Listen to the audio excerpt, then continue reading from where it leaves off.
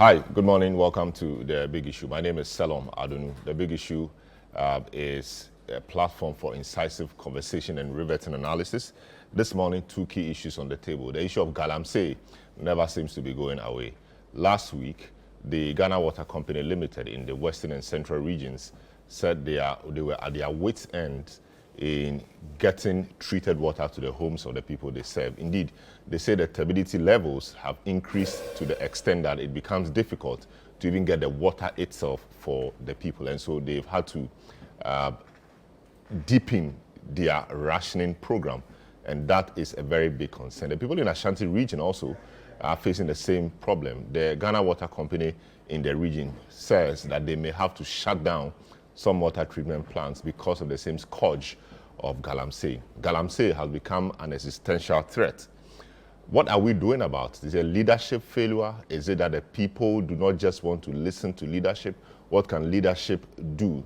Is it time for a state of emergency to be declared on this menace? The crisis is getting worse by the day, but it does appear that the steps we are taking to deal with this humongous crisis is not enough. What can we do? I want to hear from you. This is what we'll be discussing this morning. Also, election season is upon us. We'll be following the campaign trail of some of the candidates. And also, the Electoral Commission has been engaging the NDC, or the NDC has been engaging the Electoral Commission over some concerns over the voters' register. We'll delve into a bit of that and see how we can get a credible register, and a register that is fit for purpose. This will be occupying our attention this morning. The show, as always, is live and interactive. If you want to join us with your comments on our social media feed, on our WhatsApp line 0549 986 and we'll be happy to read your comments out to the rest of the world. I will take a short break. We'll return, provide some updates, introduce our guests, and we'll get the discussion underway. Once again, you're welcome. You're welcome back. This is The Big Issue. Two key issues on our plate this morning. The issue about Galamsey. Indeed, it has become an existential threat. What are we doing to redeem the sector or to reclaim the lost land? Water bodies are getting polluted. Silting is massive. Some of the water bodies can no longer produce proper water, all because of Galamsey. We need to do something. And what should that something be? In 2017, 2018, there was a huge effort to reclaim the lost grounds. But unfortunately, that has been lost. We'll see what can happen. People have called for a state of emergency. Is that a way to go in order to reclaim it? It's actually a war. And in war times, governments often declare state of emergency. Should that be the way to go? We also look at election 2024. The NDC and the EC have been having some issues. The NDC met the EC yesterday. A few things were discussed. We'll see about that. And also, we'll follow the campaigns of the key candidates and see what they are doing. They are promising various things. And let's see how things work. So that's what we'll be discussing today, really, two key issues. Now, just to provide you with some update, you may be living in a city and think that illegal mining may be kilometers away and that cannot impact your life.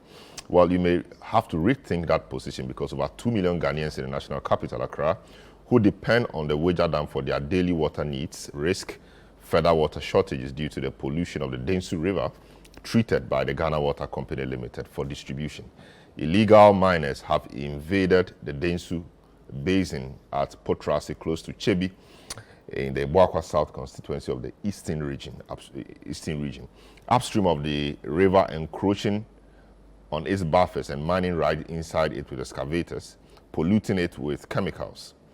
Now, ChannelOne News' Neoni Amate Kanaku, who visited a community, reports that the miners have diverted the course of the river to facilitate the activity. Densu, which takes its source from the Etiwa forest, is currently only the reliable source of water for inhabitants dotted along the Densu Basin. It also serves as one of the main sources of water for the Ghana Water Company Limited for treatment and distribution to residents in Kofrayudia and its environs. Similarly, the Densu River flows along its course, meandering through to Nsawam and ends up in the Wager Dam in Accra. River Densu alone serves the Wager Reservoir for the Ghana Water Company Limited supplies within Accra South, which means almost 2 million Ghanaians, with the inclusion of communities upstream, rely on the River Densu. But for close to a month now, there have been intense mining activities right in the middle of the river. When we got to one of the sites at Potrase, several excavators were seen mining inside the river. The illegal miners have encroached on the buffer zones of the river right from Apeja, Odumase, Oruachum, Potrase and Akwadum, diverting the course of the river and busily mining. They engage in this illegality day and night without fear, a situation which has left residents, farmers, and other concerned members of the community troubled. This is Apeja Junction, and as you can see right behind me, Apeja is just some few meters away from Potrase, where the illegal mining activity is going on. Now, the area is predominantly made of farmers here, and as you can see right behind me, these traders are selling goods right from these farms where the illegal miners are also operating. Now, the main rivers, they are polluting. That is the Brim and then the Densu, which is in focus today, happens to be the very source of water that the farmers use to spray their farm produce. We'll talk to some of these traders here and find out if they are worried and concerned about it. Almost saying you my papa. Nsuo die ne ebe no mukra edin ya ntopie ota ye no nsuo. Form nsuo kura de ensan fa nya hwe. Gise pie ota anase pipe no edu tore bi kura okobu a eni nya fe. Eno kura da ho na waka. Nti esre o mu Galamsey fo no mo hwe na mo nya bibi mfa homa ye. Koko no o makọ tri koko ni nyina gu ama me ni nim ho hwie o. Ama mo atu Galamsey enne maame no yo ne ne ma bedi kura edin.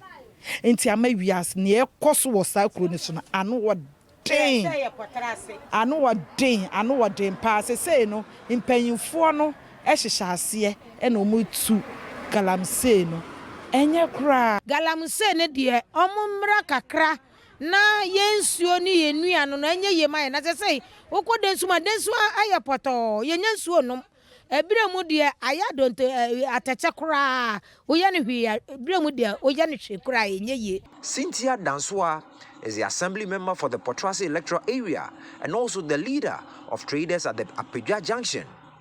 She is deeply distressed by the devastation in her area. First no na yen first spray emmo obedra obebubu aguso na ode ayen so sesei no spray na doso ama eye brode menken no titru kra ne menken ene de ye nya kra ansa na obenya menken no bebre pa ansa na obenya eno film na eye atosode ne ne ade ne so eno so saa ensase no Galamsey ni nti akwati se sika no wasase na senti nipa ne pe se obetu agudie no na obenya sika no sense bi asase ne beda ho na ye de beye saa ne o ma nti na omo ton saa na e ma omo so omo ye adwuma no so omo ma no bai no ne price no so ekosoro nti ye so. All right, so that was a report filed by Neil Ni Amate Kanaku, our Eastern Regional correspondent, talking to us about the Densu River and what is happening in those areas. We want to focus on that today. Dr. Osai Kwapon is a CDD fellow, political researcher, is my guest. Franklin Kujo, President Imani Africa, as always, my guest this morning. Awula Sewa, coordinator of the Eco-Conscious Citizens, also my guest. Kingsley Amwakwa Boedu, member of the MPP Legal Directorate, my guest. And Baba Jamal, former member of Parliament for Akwetia, also my guest. These are my guests this morning. Let me start off with Awula Sewa, who is a coordinator of the Eco-Conscious Citizens, a civil society organization that is into ensuring or advocating for a clean, green, and then healthy environment, and they try to do everything possible to ensure that issues of the environment are placed front and center in our national discourse. Awula, good morning, welcome to the program. I know you've had cause to talk about Galamsey on a number of occasions, but it does appear that what we're seeing in recent times is worse than before. What do you know about the situation? What is your impression about what's been happening in the last couple of days and weeks? Good morning. Thank you very much for having me. And I commend the press for highlighting this matter. We face an existential threat of catastrophic proportions. The writing has been on the wall since for a long time. I remember in 2017, there were WhatsApp photos of the River Pra. And I remember that we had a petition going. We took it to the High Commission in the UK. We got a response that work was being done. Obviously, there's been no improvement. Things have gone from bad to worse. So we have to be absolutely clear that we face an existential threat. The illegal mining is not going on in darkness. It's going on with impunity. With impunity in broad daylight. And the perception is that the firefighters, those who are supposed to solve the problem, are the arsonists. And that's why the fight isn't going anywhere. We're being poisoned. Joy has done so many documentaries. We're being poisoned. People are losing their livelihood, cocoa farmers, fishermen.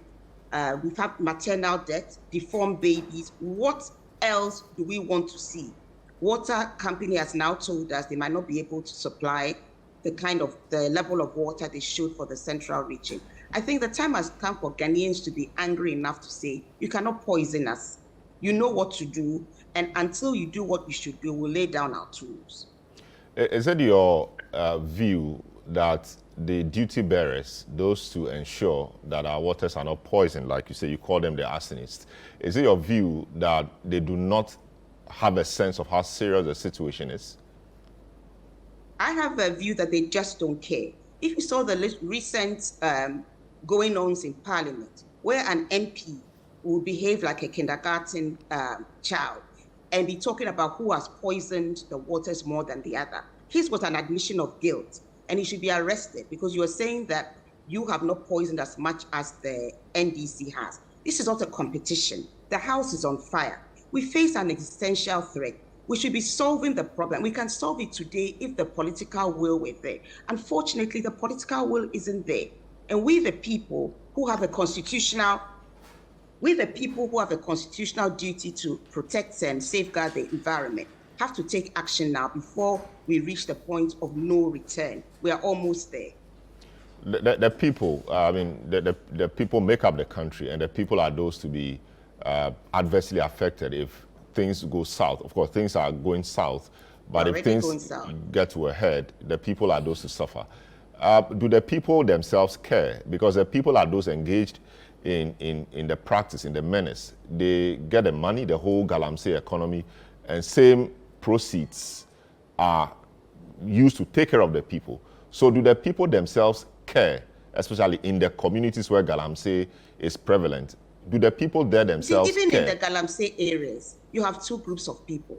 You have the wicked ones who don't care what they have to do to have a kind of lifestyle, because right now in this country, we only worship money. We don't really care how one got the money.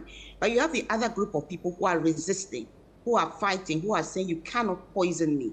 I'll not stand idly by whilst you poison me. But unfortunately, sometimes the chiefs are complicit. Sometimes these people are armed. So there's little the communities can do. We have communities in Asemprom, so many areas who are trying to fight the illegal menace. But without the support of the political elite, it's very difficult for them to do so. But some are doing their best. I always give the example of Atronsu, who have fought and said, we have a beautiful landscape, a pure, pristine Atronsu stream. We don't want it to go the way of the poisoned streams. They have resisted for a very long time. There's even a case in court. Recently, they saw excavators going there. They didn't sit idly by. We contacted the Western North Regional Minister and told him that this is what is going on, so there would be preventative action. We did not see that anything was done. The excavators got there, illegal mining started, part of the landscape had been destroyed, and the once pristine Atronsu stream is no longer pristine. We have managed to stop it for now, but for how long, I don't know. So this is a situation that we are talking about, that people do care, sensible people care about their well-being. And the false economy that, illegal mining is bringing us, or mining is bringing us so much money. If you look at it against the open pits where people are falling into and dying, against the fact that there's a rise in kidney disease, neurological challenges, maternal deaths, deformed babies, we're being poisoned. You know, it's a no-brainer. It's a no-brainer. It's not doing us any good and must be stopped forth. I see. Hang in there for me. Dr. Osekwapon, I don't even know where to start off from you. They say leadership is everything. Leadership is cause and everything else is effect. Do you think that leadership hasn't done enough to bring this situation under control? President said he's putting his presidency on the line. They said they lost a lot of votes in the mining areas because of how brutal they were on the menace. So they tried to fight it and they fought it so hard. You know, we've seen a number of things they've tried to do, community mining, etc. That is what leadership has tried to do to contain the situation. The situation hasn't improved that much. In fact, it's getting worse. What is your thinking about the conduct of leadership in respect of the fight against Galamsey? Thank you very much. Good morning. Good morning to your viewers as well. At this point, you keep asking yourself what is left, right? From the standpoint of leadership, what more is left? Because I went back, and this is as far back as 2022 when I wrote a piece on Galamsey for the CDD Ghana blog.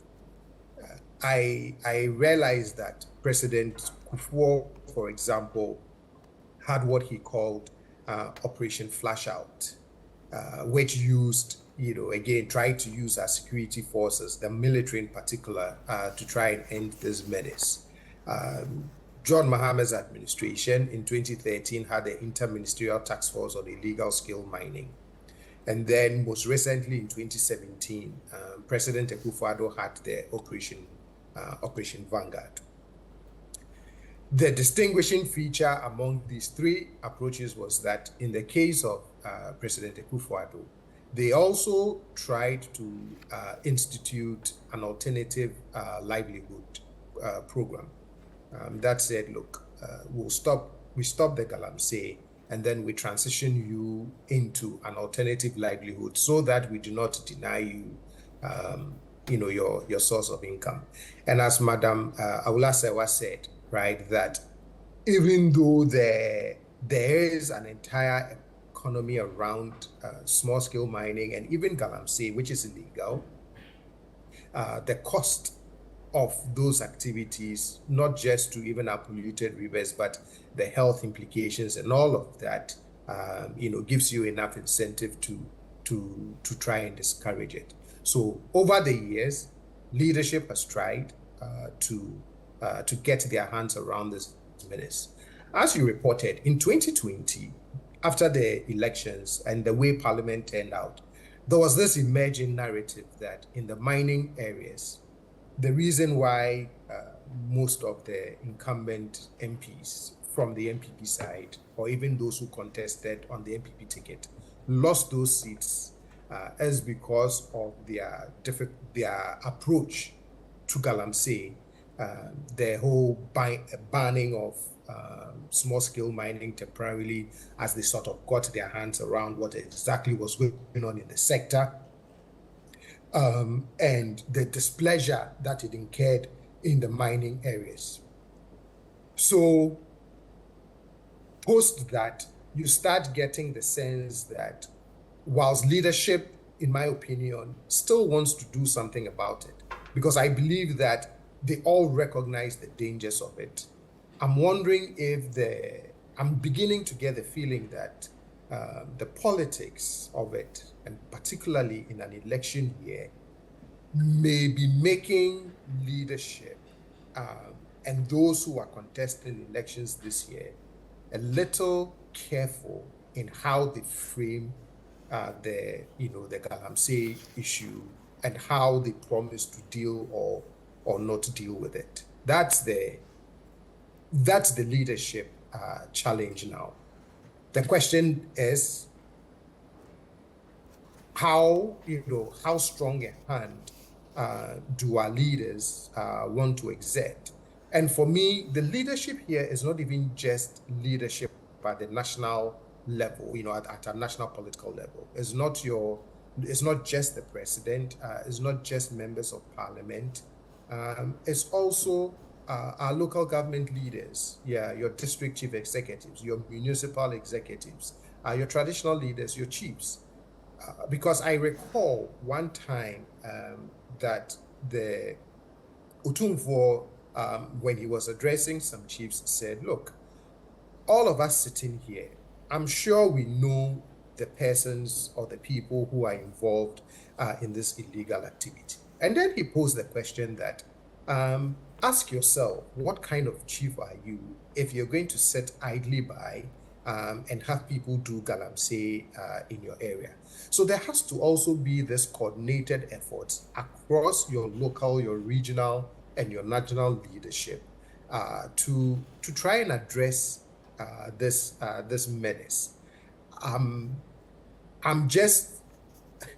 I start getting the feeling that the politics seem to be making some a little hesitant, especially after the emerging narrative from the 2020 election, in taking this hardball approach to say, we don't mind the consequences, right? This is a national threat. This is a threat to our citizens, their health, etc., and we will stamp our feet on this and root it out. I'll point you to one interesting thing. Take a look at the manifestos of the two main political parties, the NPP and the NDC. Count the number of times the word Galamsey is used in the manifestos. Also count the number of times the word illegal is used in reference to small-scale mining. And you would notice, in my opinion, the sort of conscious attempt not to put out proposals and ideas that may even suggest that when we come, whoever wins is going to really clamp down on the issue of Galamsey. The narrative, the ideas, the proposals is this, the way I would phrase it, it seems as this sort of, we would regularize these activities within the small-scale mining sector, and then would find ways to properly regulate it. Now, on the face of it, regulation and regulatory enforcement is not a bad thing. But when you're talking about a state with weak regulatory capacity, and we are seeing what we are seeing over the years, it should tell us that regulation alone is still not solving this problem. And there's more the state, and leadership, all the way from the local to the national level, need to do to exert their muscles to try and really end this menace. The last point that I will make is that I keep, in my most recent piece for the Daily Graphic, the last point I make in that piece is that I'm just wondering if the short-term perverse political incentives, particularly in an election year, is what is making some people a little hesitant in how they frame the fight against Galamsey. And yes, maybe those short-term political incentives may produce certain political rewards. But the question is, what happens in the medium to the long term? Because the consequences of this, if you read the letter from Ghana Water talking about what was happening in the central region and some of those municipalities, what it is costing them to treat the water even before they can pump it out. It was this sort of cry for a plea of something needs to be done. And so if that doesn't wake us up, and the images we're seeing and the stories the media is sharing, then I don't know what else it would take for us, regardless of all of the political signals that we feel we are getting from mining districts and mining areas, and whether we have to be careful because we might lose votes, therefore we have to be careful how we deal with Galamsey. I see. So if I'm hearing you, this is an election year, 3 months to an election. We have a crisis on our hands. And the effect of being high-handed or heavy-handed on the Galamseyers may be telling on the particular party, in this case, the governing party. do we forget about the fight, at least for the rest of the year, and pick it up again early next year, whoever comes to power? Would that be a realistic thing to do? That's Dr. Political Kwakwanyes. reality. Yes, you're correct. But the issue then too is, if you do that and you win, you this high-handed approach, and you also need another issue for you in terms of your leadership approach. Your voters are then going to say, in an election year, were you being deceitful and trying to dodge the question of Galamsey because you were afraid of losing votes in your mining areas? And now that you have won and secured, you are actually now letting us know very clearly what you intend to do. So I'm not on any ballot this year, but I think it would be very disingenuous to sort of take this overly cautious approach because we are 3 months to an election and then wait for the election to be over and then come 2025. Whoever wins now decides that this is exactly how I want to deal with Galamsey, keeping in mind all of the promises that have been made in terms of the small-scale mining sector, because everybody seemed to be staying away or being careful in using the word Galamsey. I see. Just hang in there for me as well. Let me come in studio. Baba Jamal is here, and then Kingsley Amakwa Boydu is here. Let me start off with you, Kingsley. Kingsley, we have failed at this fight. I mean, President said he was putting his presidency on the line. We've seen very little in that respect. The verdict generally is that we've lost the fight, and leadership must face the consequences. What's your thinking? Good morning. Good morning to my panelists, my fellow panelists. Good morning to viewers and listeners. Honored to be here on this topic because this topic is very dear to me. It's one of my areas in practice. I will disagree with the fact that we have lost the battle.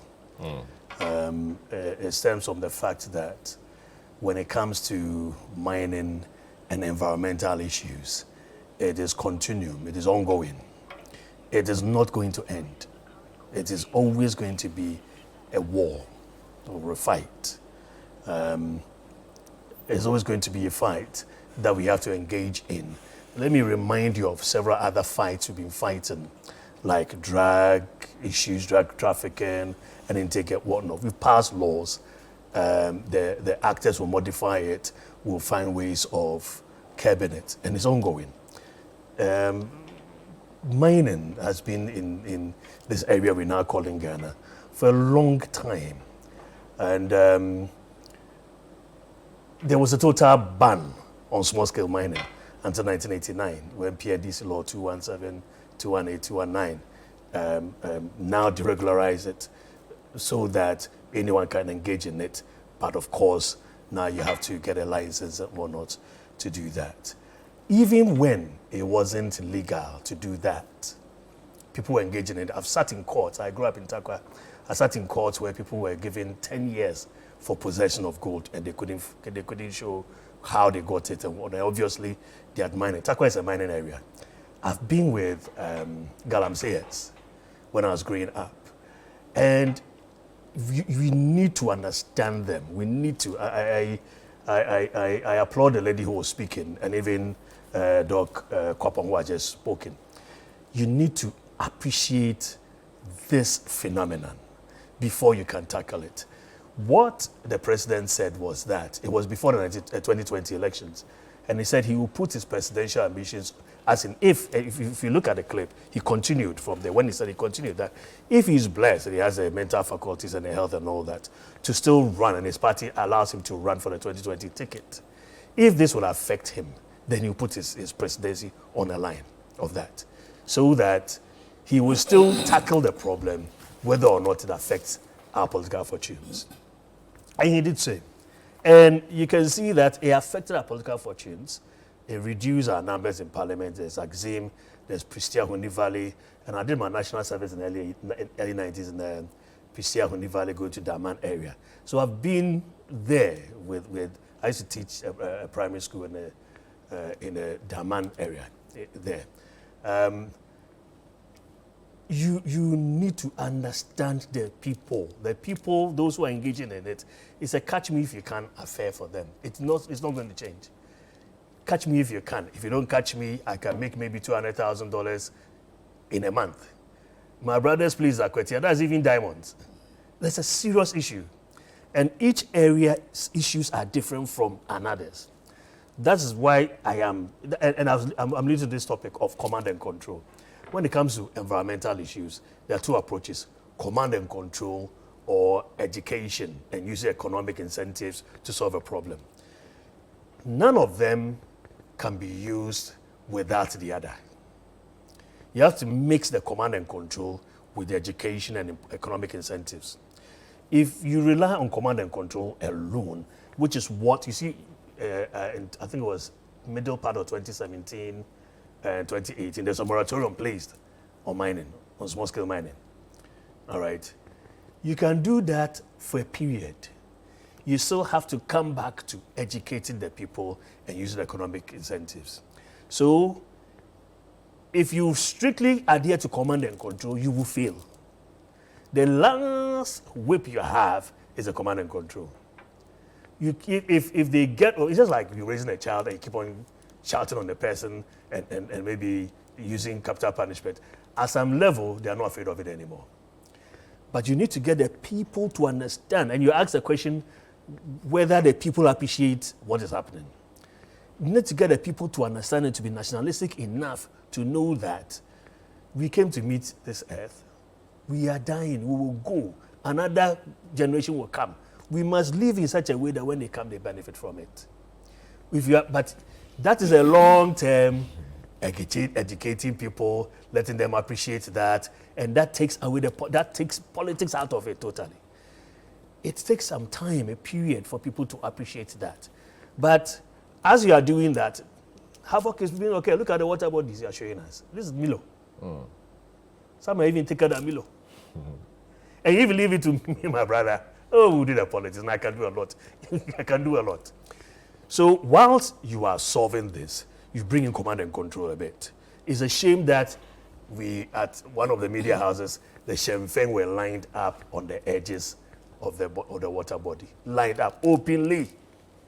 It's a shame that I've seen a video clip where they have mined underneath the newly constructed road that the road has caved in. You see, that is where command and control comes in. But even that, we need to really look at the structure. What is the structure of small-scale mining in Galamsey? What is Galamsey? Gather them and sell. It used to be that you're able to go to where the big mining companies have done and left, and you can gather them. Or in the 70s, when I was in Konongo, if you rained heavily and you went out in certain areas, you could find alluvia, the ones which are, you could find it. That's gather them and sell. Now we gathering them and sell. No, we are digging. We are actually now hitting the edges of the river banks because that is much more refined, probably 22.5 or up to 23 carats of gold. These are the issues we are facing. So the more you politicize it, at the edge of the river banks, yes, the gold there is better. Is that it's better. Yes, oh, I see. It's better. It's better. You know, it is 24 carats, and Ghana's own is generally between 22 to 23. But as you get to those places, it becomes better because the river has gone over it for a long time. All right. Whereas if you are going to dig it, you see the machinery you have to use. Even the people have now devised ways of bringing high-end excavators. It used to be the one excavator, when the price of one excavator was about $500,000. Oh, now it's more than that. $500,000. Now we have $1.2 million worth of excavators. That is why when the government was using command and control approach and was taking the control boards and banning them, we thought it could send a signal because that amount of money you are losing. Still, more excavators are coming in. And unfortunately... Yeah, you've spoken about command and control, using education, economic incentives, etc. And you're an academic, you've spoken like an academic. Yes. But government is in place. Government should know better. And these things you're telling me, government should know this, or you should tell government this, because it's your party in government.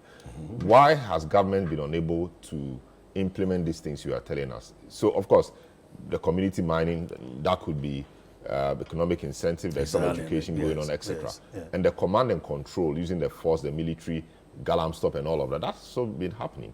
Yeah, so why you cannot say the government has not been implemented? No, but we don't care about the efforts, we care about the results. Yes, exactly. So if the results are what we are seeing, then it means government has failed. No, you can't say government has failed. Government is engaging in it. And as I said, for 7 years. It will be more than 7 years. No, I mean, we need to be seeing improvements. Yes. Okay? But if it is worsening, then the approach must change, obviously. Precisely, but approach changing to what? It's a more intensified nature of it. These are the approaches. So are you telling me that all government can do is what it has done? No, wait. What I'm saying is that we need to intensify when the command and control approach needs. We need to intensify that. When we withdraw, before we withdraw, we need to ensure that the community mining issues, the decentralizing of the licensing approach and all that are in place, then we withdraw. But you cannot keep them there permanently. No, but you are prescribing. Precisely. But we need to... No, but these are things the government is doing. But we're not seeing the results. You call them Galamsey, isn't it? Yeah, but are they still there? And two. No, because, as I said, you withdraw them, you deploy them. The minister last week, it was this week when he was speaking, said that they are studying another dossier because it is not that you just deploy the military. It is that you study the terrains and know what approach to take. And as I said, it is a cyclical issue which is going to go on, and we also need to be facing that. What people think really is that the problem is the government knows the problem, but government is unwilling to deal with the problem. Wait. What I'm saying is that if you are thinking Galamsey is a 9-day wonder, we are all joking. No, it's not a 9-day wonder. We are not being realistic. Realistically, like in your preamble, you mentioned drugs, you mentioned other things. Precisely. Drugs continue to be an issue. Exactly. But somewhat, it's not as pronounced or brazen as Galamsey. People do drugs. Government has been trying, or the system has been trying to deal with them. And so that is there. Galamsey could be same. Nobody is saying that it should be eradicated 100%. I don't think so. But we need to bring it to levels where it's unattractive. So, for example, if somebody tells you do drugs, or can you send these drugs across the ocean for me? You'll be startled. Hey, why will I do this? They will arrest me. Why? But because there's a fear element attached to it. Because when you are caught, and what else? When you are caught, you'll be dealt with. Yes. That offers a lot of economic incentive. People. Yes, but I'm saying that it will not stop 100%. Exactly. But so you've made it a high risk activity. So what I'm saying is that, you see, right now, the economic returns of transporting drugs is not that great. Really? Yes. So it's a policy that built over a period of time. So that kind of economic returns you'd have had is not that. But you said Galamsey has been with us for a very long time. Yes. And so the policy, over that period till now should have yielded some benefit. It is my government that intensified this fight. Because the crisis got intensified under your government. Exactly.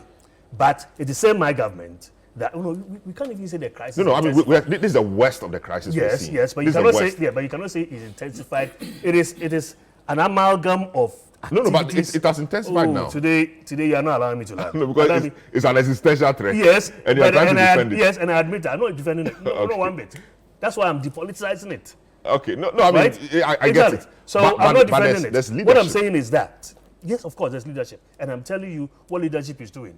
I am saying the expectation that it will solve itself over a short period of time is a mirage.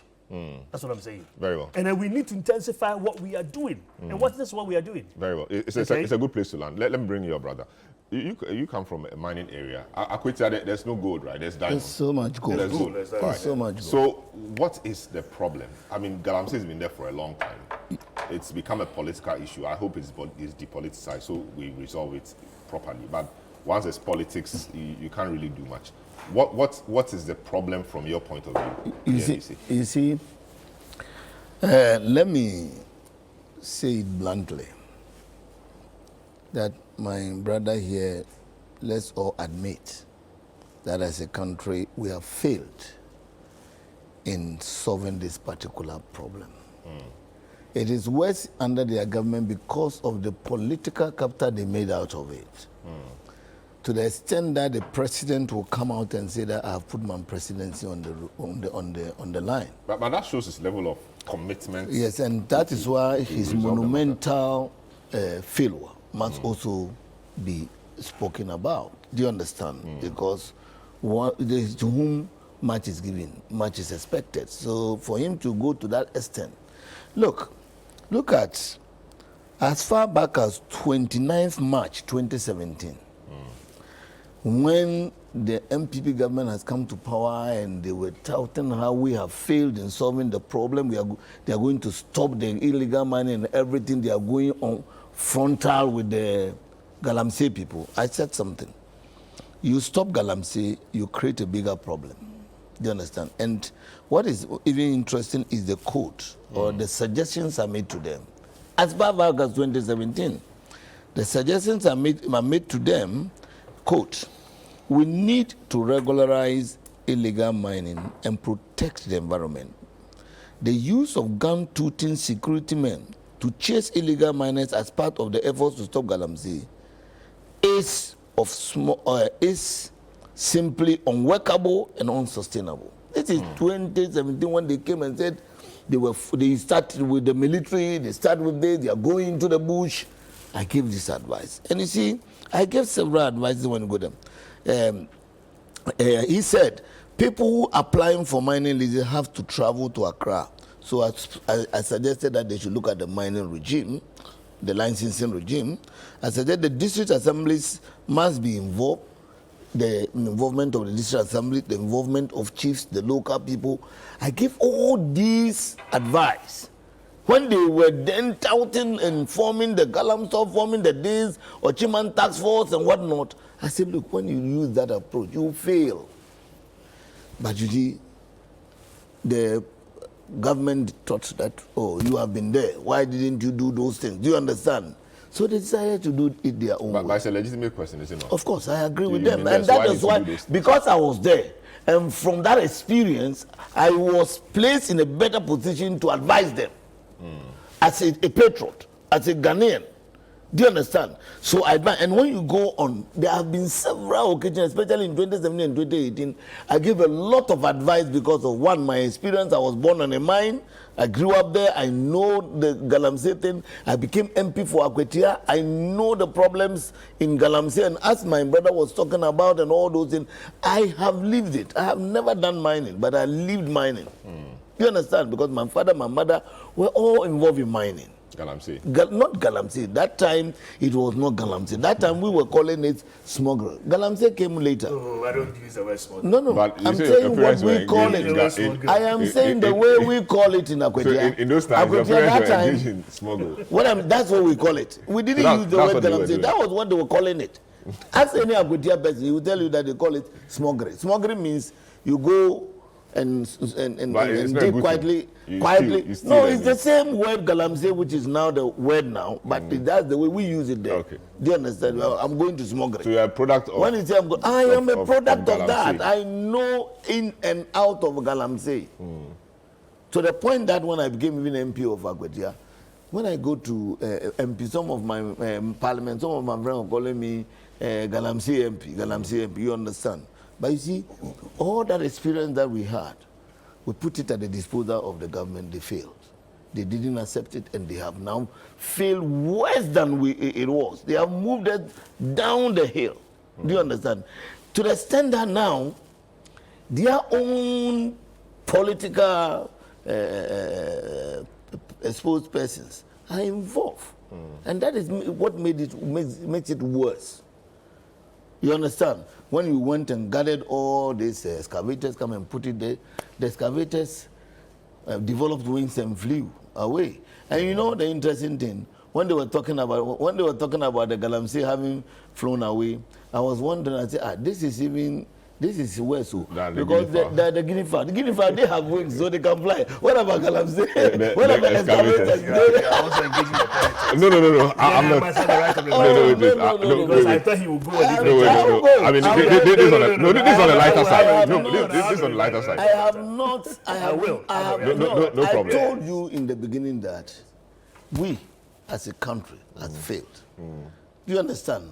I am not holding brief for. You say we as a country have failed at this time. At this time, it's worse because it points directly at the leadership of the country right now. No, but and that is why makes them defensive. No, that is why I brought up the advice, and I know it's not me. We had several NDC people advising them how to handle it. It's just like the loan situation we have today. Do you understand? There were indicators. We advised you, don't do it this way, do it that way. Don't use military, because we used military at a point. It didn't work.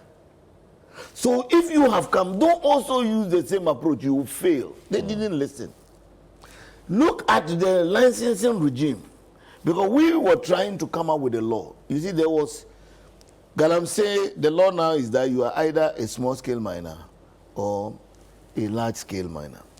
What we were doing, which we advised them to continue, was to develop an in-between law, which we started to have a medium-scale mining. Do you understand? Because now, those people who call Galamsey, what we know as smuggling, what our people do, they were using pickaxes and shovels.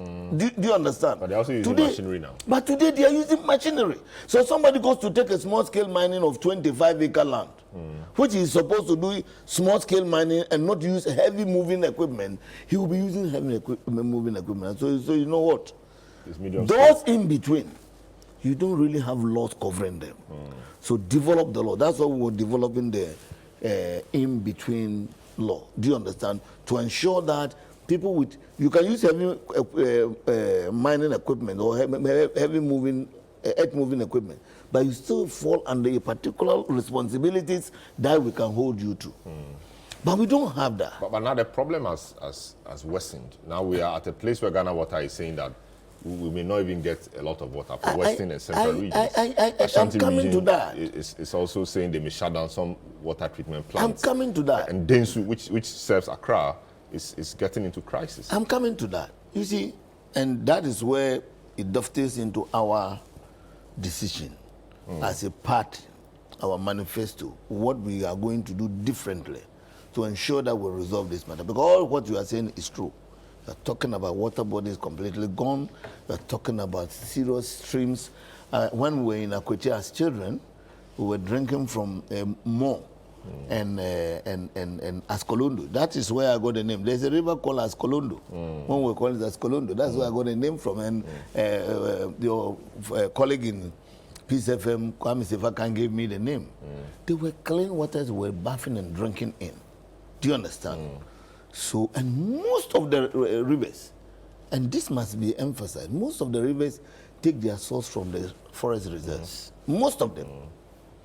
And so, the first place we will tackle as a government is to ensure that all those mining in the forest reserve are banned. This is not happening today.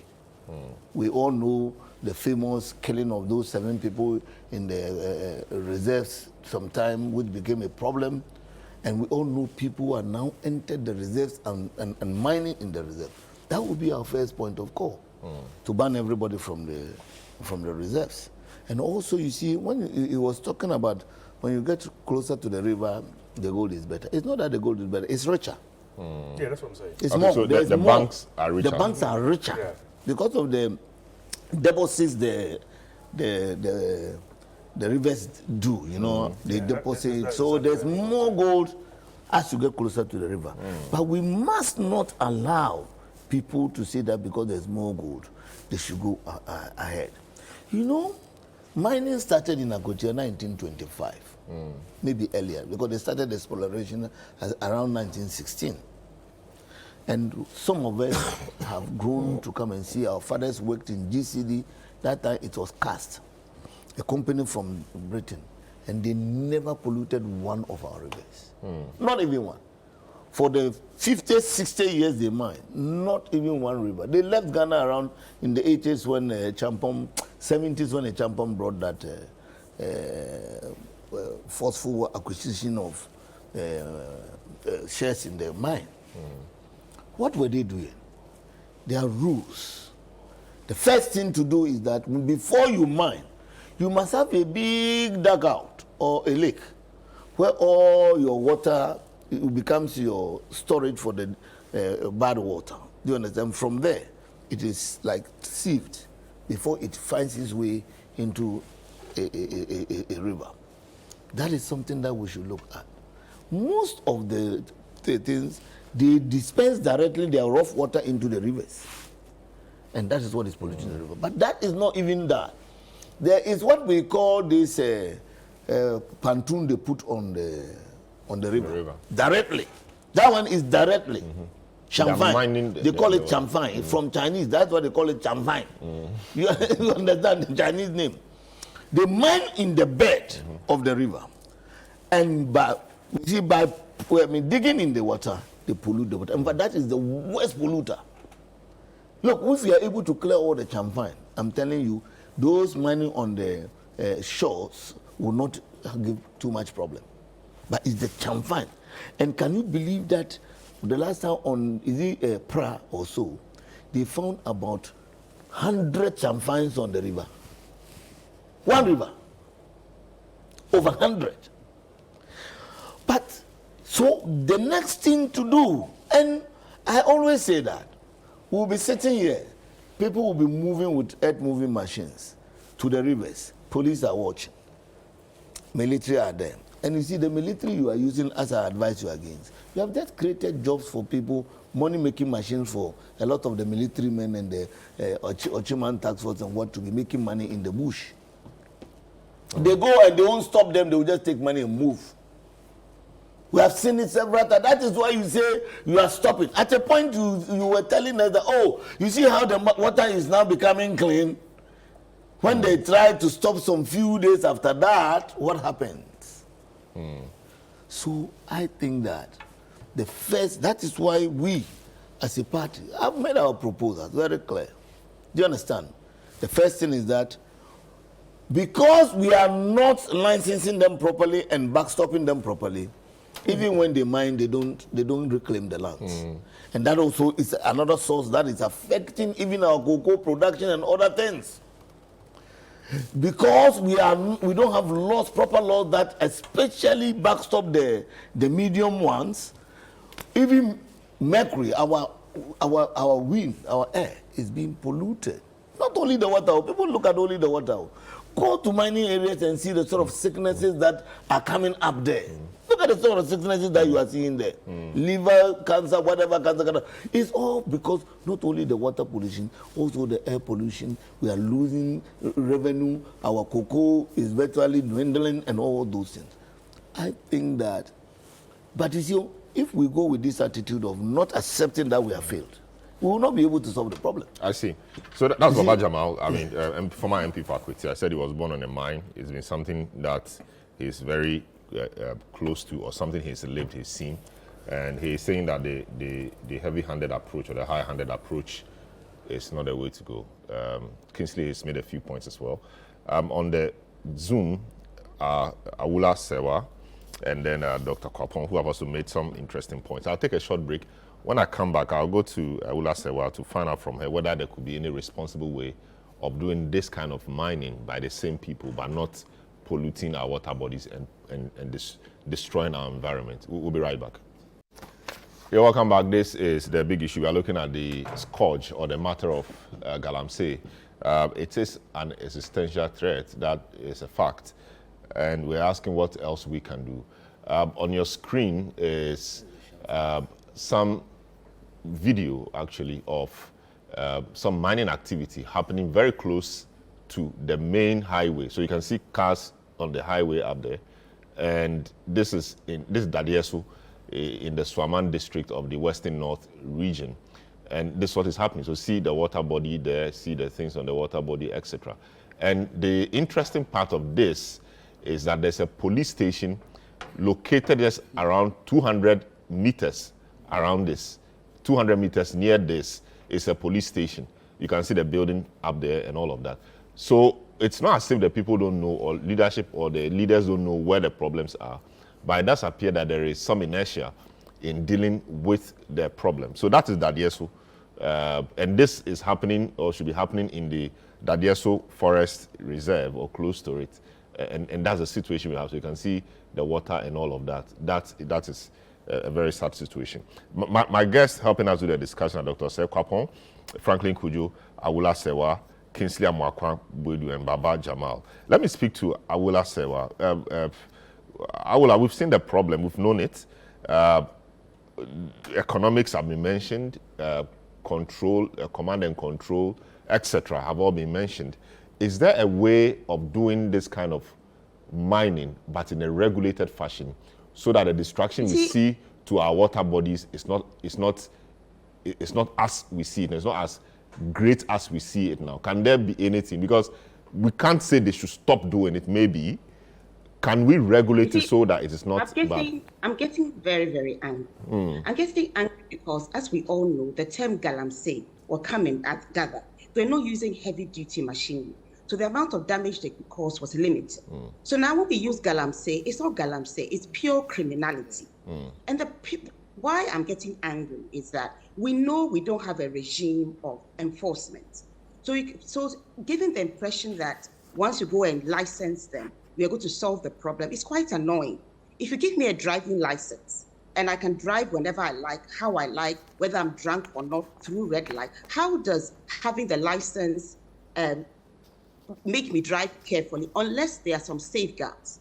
Right now, when you talk about education, are you telling me that the directors of Akonta Mining do not know the consequences of they alleged, and there's video footage, to have destroyed parts of the Tano Nimiri Forest Reserve? Are you telling me that those who were named in Professor Frimpong Boateng's report need to be educated? You see, enforcement is a form of education. And what I would say is that I believe that this present regime has failed. The facts speak for themselves. That doesn't mean that anybody coming is going to be any better. And you do not show any seriousness in the fight when you go and pass LI 2462, which allows mining in forest reserves. And as soon as it's passed, we see so many players associated with the regime mining in our forest reserves. We know that there are rules. First of all, forest reserves were supposed to be protected. And when you have globally significant biodiversity areas, there are no-go areas. There's nothing that is going to trump this. You should just not go there at all. So all I'm trying to say is that this present regime has passed perverse legislation. I know the LI was passed by Kali, but you've also got EI 144, declassifying parts of Achimota Forest, the lungs of Accra. So it gives the impression that we are not serious at all. And then let me say this again. When you have a weak culture of enforcement, going to license so many, whether you want to call them community miners, artisanal miners, whatever name you give them, if you're not in a position to regulate, licensing them is not going to change anything. What is happening right now is in broad daylight. We can't do anything about it. Some of the key players are from both sides of the political divide. If we want to solve the problem, we need to have a cross-party understanding that it doesn't matter who comes to power. We are going to repeal EI 144 and LI 2462. We're going to ensure that there's a pause in small-scale mining until we can get our act together, until we can strengthen the institutions that are supposed to regulate. And certain areas will always be no-go areas. So for starters, these are the things we need to do. But just sitting there giving the impression that in 7 years, you can't have done more than you've done, it's like trying to arrange the chairs on the Titanic. It's a catastrophic failure that is going on. We face an existential threat, and the time for joking and for party politics is gone. Our party should be Ghana. What is happening is not in the interest of Ghana, and nobody should politicize it. We should come together as one and say that these are the steps that should be taken, regardless of who wins the elections. I see. So you make the point that there should be a pause in small-scale mining, but there are small-scale miners who are doing it legally and they are doing it properly. Okay, so they are supposed to be legitimate. And sometimes when you have a situation where we are being poisoned to death. And even when the water appears clear, does that mean there's no mercury or cyanide in it? They are colorless. We're all buying tomatoes. Do we know where they are coming from? So for those who you say are engaging in small-scale mining responsibly, sometimes it's unfortunate, but you need to pause it until you strengthen the institutions that are supposed to regulate. Right now, they are not regulating even the big companies. How well regulated are they? But it's just that there are fewer of them, and if you want to regulate them, it's somewhat less challenging. But with these thousands of small-scale miners, it's difficult. And what do you mean by small-scale? What's the definition? They have the excavators, they have heavy-duty machinery. What do you mean by small-scale? Is there a definition of it? So we need to do something drastic. Drastic times call for drastic measures, or we can wait till we are all dead and we have nothing, and we have destroyed the whole environment. We have a choice. So I think the problem really is with how responsible the miners are. I mean, the small-scale miners. They how largely you enforce. People do yes, what you enforce them. Exactly. The small-scale miners who are doing it legitimately appear to be doing it quite responsibly. And so we don't seem to have a lot of problems on that front. The issue is with the illegal miners, and they appear more brazen, and they are those who even approach the water bodies, dig the holes. I want to intervene here. It's not completely the case. For example, if you look at a company like Akunta Mining, they are not illegal. They are a licensed company, but they are alleged to have been involved in illegality, and they're not the only ones. There were so many people named in Professor Frimpong Boateng's report. What is being done to deal with it? Has there been any investigation? Media Against Galamsey had been calling for investigations. And to the best of my knowledge and belief, this hasn't been done because the president turned investigator and has told us that at this present time, they were not involved in illegal mining. Maybe they were involved 2 minutes ago, but not at the time he was making the statement. So when you have brazen illegality being done by licensed companies, you have a real challenge. I see. Very good point there to make. Franklin Kujo, Franklin has joined us. Franklin, we are living with this problem. The issue about licensing has been mentioned, and the issue about involving the districts, the chiefs, and even the communities in the licensing is come up for discussion, and that it is wrong to give the license from Accra. In fact, the chiefs have said that they don't even know the people, so they are here. The guys come and say they have a concession, and so they start mining, etc., etc. What is the best approach in involving the chiefs in the area? If you involve them, can the chiefs say, no, we don't want to give out this concession or this area for mining? What will be the extent of their powers? How can we do that? Let me sound a bit ideological here. I mean, the moment we decided that whenever a mineral is found on your land, it belongs to the state, that was the beginning of our undoing. Somehow I think that this whole conversation borders on property rights anyway. It's a brilliant question you've asked, and I suspect that if the chiefs are saying that they are just sitting there, people will come and say, well, they have licenses from the top.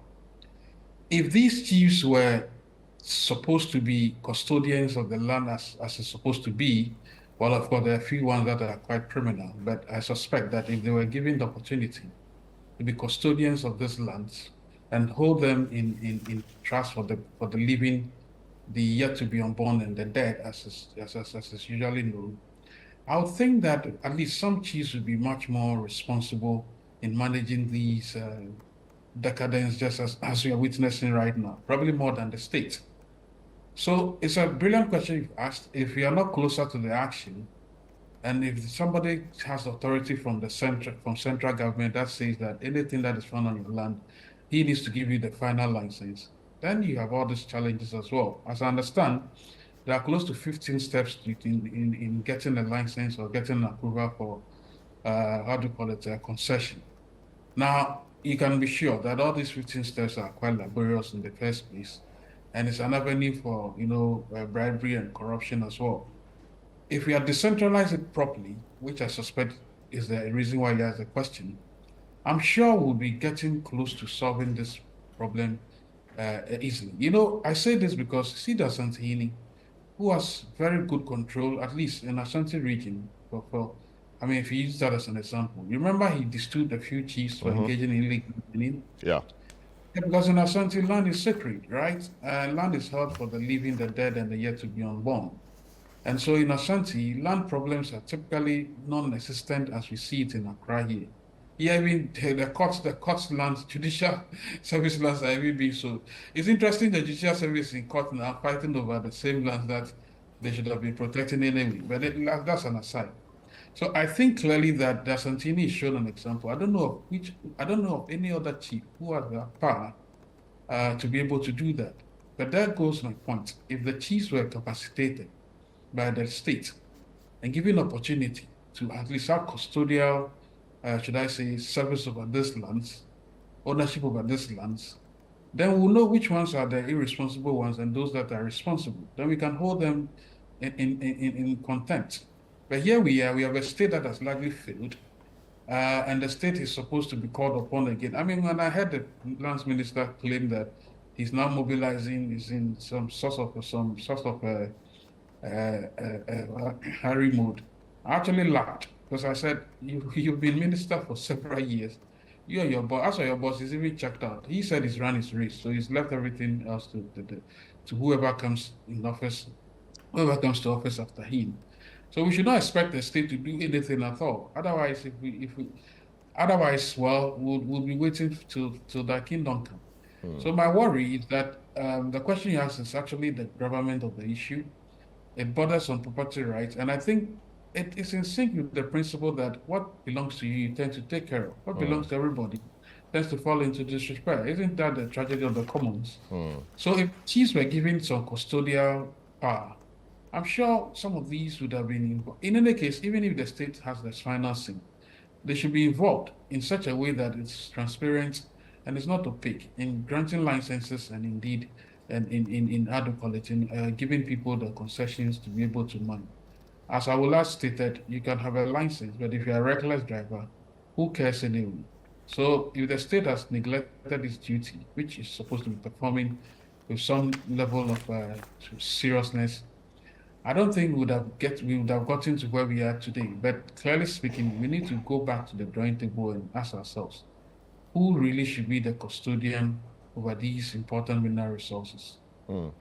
Good point there. I asked Dr. Kwapon a question a while ago about this being an election year and all that has been said about Galamsey and election years, etc. Should we forget about the fight for the next 3 months and pick it up again in January, whoever wins? You know, it behoves on us to do that, but we are looking up to the president to lead the charge. In any serious civilized country, the call by some of the media actors that some sort of emergency should be declared would have been listened to long ago. But this is really an emergency. These are people who are going to be killed by, should I call it, the influence of these mining activities down the line. You saw that lady, poor old lady, who said she's selling her chicken. So you think that you'll not be affected, but somewhere along the line, you may be buying a product that must have been, prepared with some of these water that's been contaminated. I expected the president. That's where leadership actually counts. There's gallivanting in China, claiming to be doing what on our behalf. I don't even understand what is wrong with that man. Look, this is an existential threat. In fact, I even expected the National Security Minister to declare some sort of emergency already, but he's also asleep, fast asleep, more than asleep than even the president. I don't know what is happening. In a serious civilized country, they should take the lead and then we follow. Declare emergency not over the entire country, but just over those areas so that it becomes a no-go area. But as usual, well, I see. We are just, for it to become a campaign issue, for us to forget about it and focus on it for the next 3 months, means that it is the leadership the president must follow, the minister must follow, instead of issuing funny orders that they are going to mobilize. Mobilize what? Well, you've done nothing. You can on your face shake until the president actually declares emergency. Nothing will happen. These are all jokers, and I'm surprised. I don't know. Look, and by the way, my good friend Dr. Eddie said something that is important. That this whole thing has assumed an anarcho-capitalist state, not anarcho-capitalist, anarcho-terror state, because the people engaged in illegal mining have become transnational, which means that our security is at risk. Before we realize all these elements that are fighting jihads and all of that will be on our tails because they need to be financing themselves. That's where we put into. That should alarm anybody who claims he's a commander-in-chief. But as usual, he's gallivanting and bathing in the sky. Really. I'm not sure about in the sky now, frankly. But that's euphemistic. I'm using that euphemistic. Look, Dr. Koppel, I mean, Baba Jamal says you regularize and then protect the environment. Awula Sewa doesn't really think so. He thinks we should call for a pause and see if the water bodies will rejuvenate or regenerate and see how other things work. What would be the practical way of dealing with this from your viewpoint? Do we ban it again or pause it again like we did a couple of years ago, 2017, 2018, and wait till things get better? And things get better, then we do what again? Then we open it up and it destroys again, and we pause it again, or we regularize it and then we regularize and then we protect the environment, making sure that the enforcement regime is strong. I wonder how the enforcement regime can be reworked, because it's not just in the Galamsey area. Many facets of society, enforcement and regulation, very, very weak and very, very poor. What would be the good balance in this? Bearing in mind the environment, the economic circumstances of the people, and everything which you have to bear in mind. That's I mean, you frame it very well. And when I wrote about this for the CDD Ghana blog in 2022, what I was wrestling with is you cannot totally ignore the economic incentives and the economic, incentive structure around Galamsey, even though it's an illegal activity. You also have to recognize the politics, regardless of how pervasive it is. You have to recognize that. And then there's the regulatory aspect of it.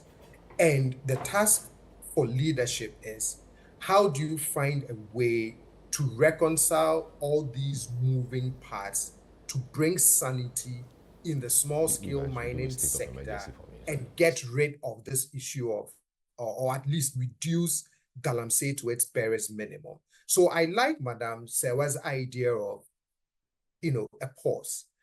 But then the president also, at the beginning of his administration, issued a temporary ban on small-scale mining. And then as a way of trying to figure out what exactly is going on and how do you then set up a proper regulatory regime around the sector in such a way that you can get rid of the Galamsey menace, right? So we've tried that, pause or temporary ban, and then coming back to say, hey, here's a licensing regime, here's how now we can go about this in a healthy way. So this time around, yes, we can try the pause, the temporary ban again, even if it's for environmental reasons to reclaim the land. The thing, though, that I want us to continue to explore is, as I mentioned in the beginning, the alternative livelihood program.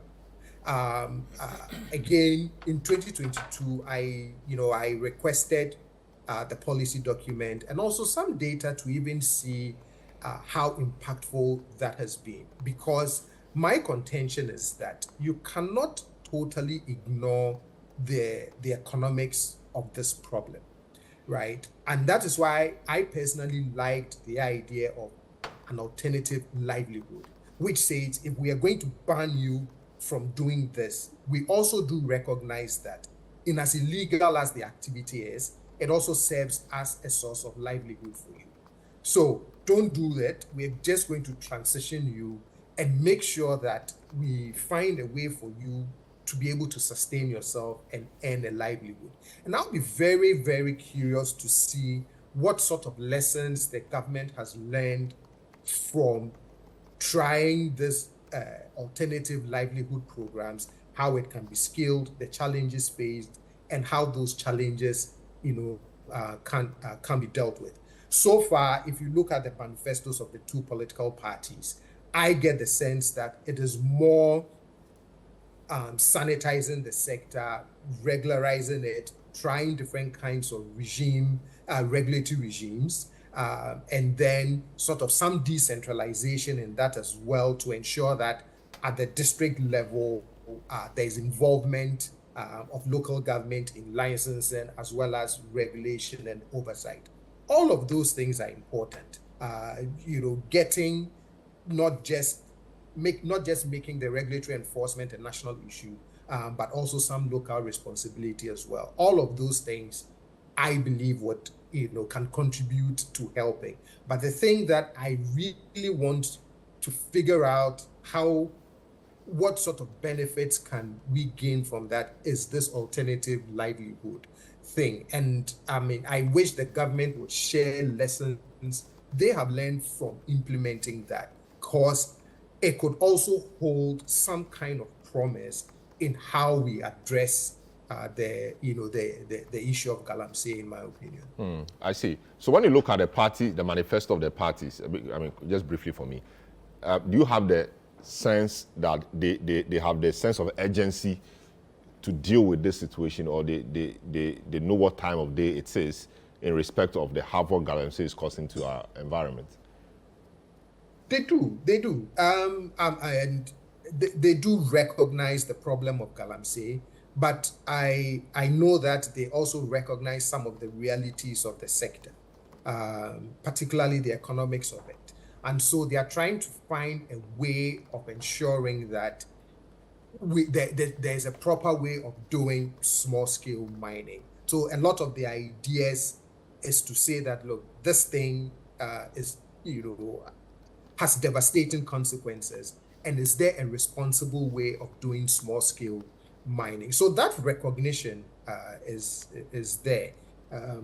The enforcement of whatever regulatory regimes are put in place by whoever wins will be very, very critical. Very well. Talking about politics, etc.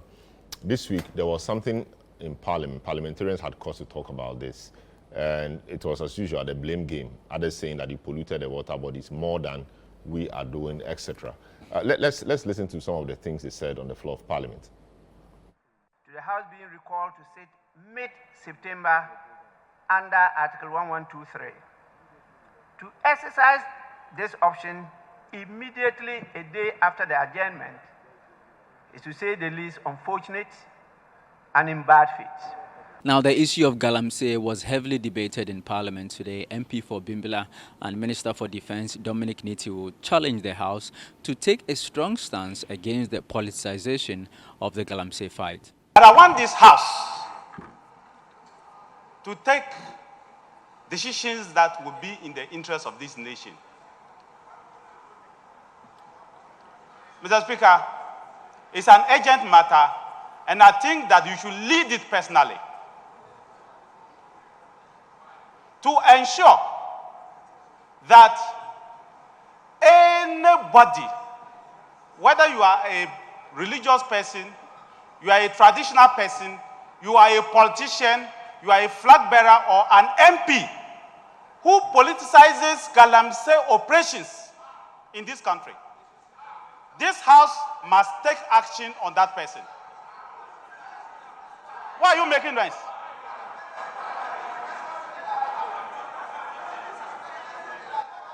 Mr. Speaker, this House should take drastic measures against any individual who politicizes Galamsey matters, who is promising the youth of Ghana that if you vote for me, I would allow you to do Galamsey. Minority Leader Dr. K.C. Latufosin, however, did not take kindly to the words of the Defense Minister. The President of State is President Nana Addo Dankwa Akufo-Addo. So if the President has failed, he should admit so. And if he has failed as a Minister for Defense in tackling Galamsey, he should admit so.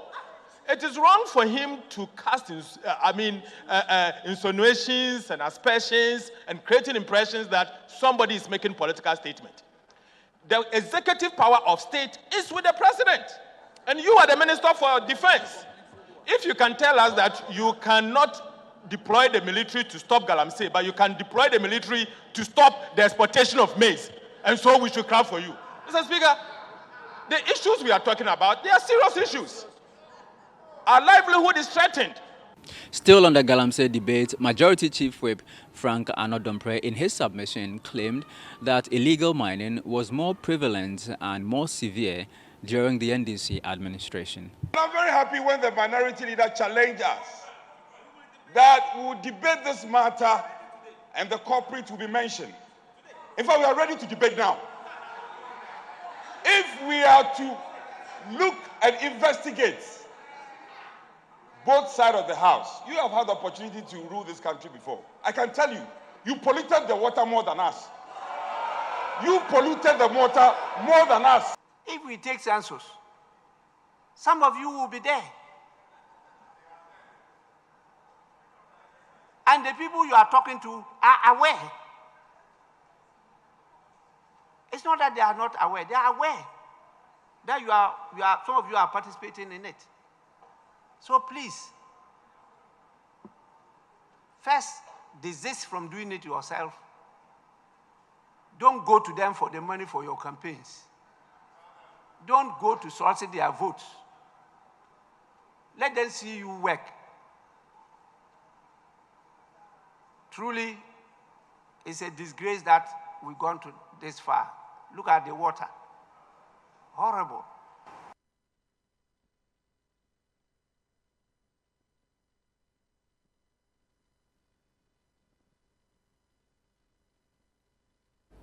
All right, you're welcome back. So you heard the MPs accusing themselves here and there, and they say that the matters have been politicized. So it's a crisis. Now the question is, do we declare a state of emergency on this? So for example, the military can go in there and do what they have to do, or we should do it business as usual. What can we do? Kingsley, declaring state of emergency is a legal matter. What must we do? You think it's time to do so, or you think we have to give ourselves some more time to see whether if we can redeem the situation? Well, thank you once again. And before I deal directly with that, a few concerns have been raised. The lady who spoke said that we're doing musical chairs or something.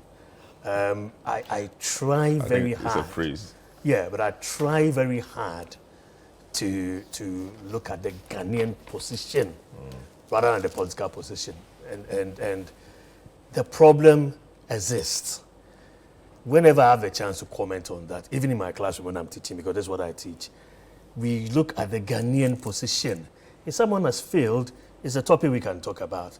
But I'm annoyed and that is not the way we go about it. Sometimes you need the anger to make I know, work, yeah. But beyond that, we prescribe solutions. That is what we need. That's what we need. So, yes, you see, you've shown what happened in Parliament. It was a Minister of Defense saying that anyone who says that, so he was trying to depoliticize it. And that has been my position from day one. My brother went into it and was doing the political thing. I can respond. I am refusing to do that. But I'm drawing attention to one or two things. When there was a moratorium, so no one could even go there, two individuals, Obing and Kokubwahi, were able to get there and gather the people and speak to them. How can you say that it is just one party's people who are doing it? How? They told them what? You see, when I go into that, I'm doing the politics of it. But you've mentioned but the issue was that if when they come, they will allow them to do it, then the whole place was clapping. When the flag bearer also said that those who have been arrested are only NDC people. That's when it comes. That a fact? No, how can that be a fact? You see, when it comes to when I off air, I was telling him that when I go and drink water, and it's clear, and the doctor, what's her name, please? Doctor what? The lady. No, Awula Sewa. Yes. She says that the father is clear, doesn't mean that it's not polluted. That's true. Yes. So when I'm going to, and I'm drinking it, does it distinguish between MPP and DC? No. It's a Ghanaian issue. So let's deal with it that way. No, but if someone tried to get... Because the water bodies have been polluted so badly, yes. And in her mind, or to her, not much is being done to salvage the situation. What I'm saying is it's an anger a lot of Ghanaians. Yes, yes. And it angers me to the extent that when I get on stage, on any platform for this topic, you see, why would we, in the next 9 years, potentially be importing water? at that stage, will we be doing NDC and PP? No, we will not be doing that. You see? So I think we draw a line and say, listen, the two of us, or all of us, it's not only NDC and PP who are in Ghana, all of us, what should be done and comply with that. And I was telling my brother that the kind of Ghanaian that we had in the 80s is different from the one now. There's this, I don't care about anyone else but myself attitude. You're talking about there's no regulation. There's Act 919, Act 703, there's 995, there's a lot more that are being passed. There's regulation. If doctor is saying that we need to repeal the LI, let's talk about it. If there's any merit in it, I will support it wholeheartedly. You have asked for a state of emergency, right? If there's empirical evidence that at this stage, let us declare that, I personally will go for that. Because empirical evidence how? You see, we need to know what solves the problem. Not just look at, okay, the waters are brown and so let's do this. If it doesn't work, what? Let us look at, let's bring everyone to the table. But was that what we did by the stakeholder engagements, the ones we did at the conference center? I went to do a big one in Ashanti or Kumasi where Otumfuo spoke. That's what we did. And we did similar ones in other regions. Yes, but then, you see, when I began this, I said that it's such a complex issue that once you bring this solution, the actors also evolve, and it's just like solving malaria. Another thing comes out. When it comes out, we deal with it without politicizing it. Then something comes up, then we should deal with it. That's how we should work. You were talking about Otumfuo and is it Jinapo? No. The Imani. Franklin was saying that Otumfuo. Mampohina said the same thing. Mampohina said that no, there cannot be any Galamsey going on in his domain, and it hasn't happened. See, so another discussion, very important issue is what role should the traditional authorities play? It is easier within the Ashanti region for powerful chiefs to and Otumfuo himself to say this, and it gets carried out. We can't say because of that, let's replicate it across board. Because it's not everywhere that you probably have the sway and the power and the influence of a traditional chief to compel something happening. So what should be done in that area may be different from what should be done in another area. So what can we do there as well? That is what I'm talking about. So that we have solutions. Because you see, illegal mining is very local specific. So what we can do to solve here cannot be what you used to solve there. Then we can come up and to do that. But to do a sweeping thing, that yes, you see, the Constitution and the very Act makes the president the person who is held in trust for these. So definitely you cannot talk without talking about failures or whatever. But again, I'm saying we must be futuristic in mind and solution oriented when we are dealing with these things. So we prefer solutions. Otherwise, sitting here and doing the politics, you do this, you do that, and we result in your bad is worse than my bad. Then we get up and go. Who gains what? So nobody gains anything. You don't subscribe to the comment by the minority chief whip that they polluted the water more than they have done. And so I don't think any person. For you, that is not. I don't think any person subscribes to that, because it is just that part that was cut. Today is one you have shown even what Nitiwo was saying. I think that preceded what he said. We showed this in the week. Maybe, okay, so but today is what I've listened to what he's saying. So all I saw on the social media was him saying that, and then the bashing started coming in. But probably in the context, just supposing that against what the Minister of Defense said, then I'm getting the idea that, he was saying that let's not politicize it. Okay? And that's my position from the get-go. Let's not politicize it. It's a national issue. Let's deal with it as a nation. But I will not come here. When we started, I told my brother that I will not do the politics of it to say that your bad is worse than my bad.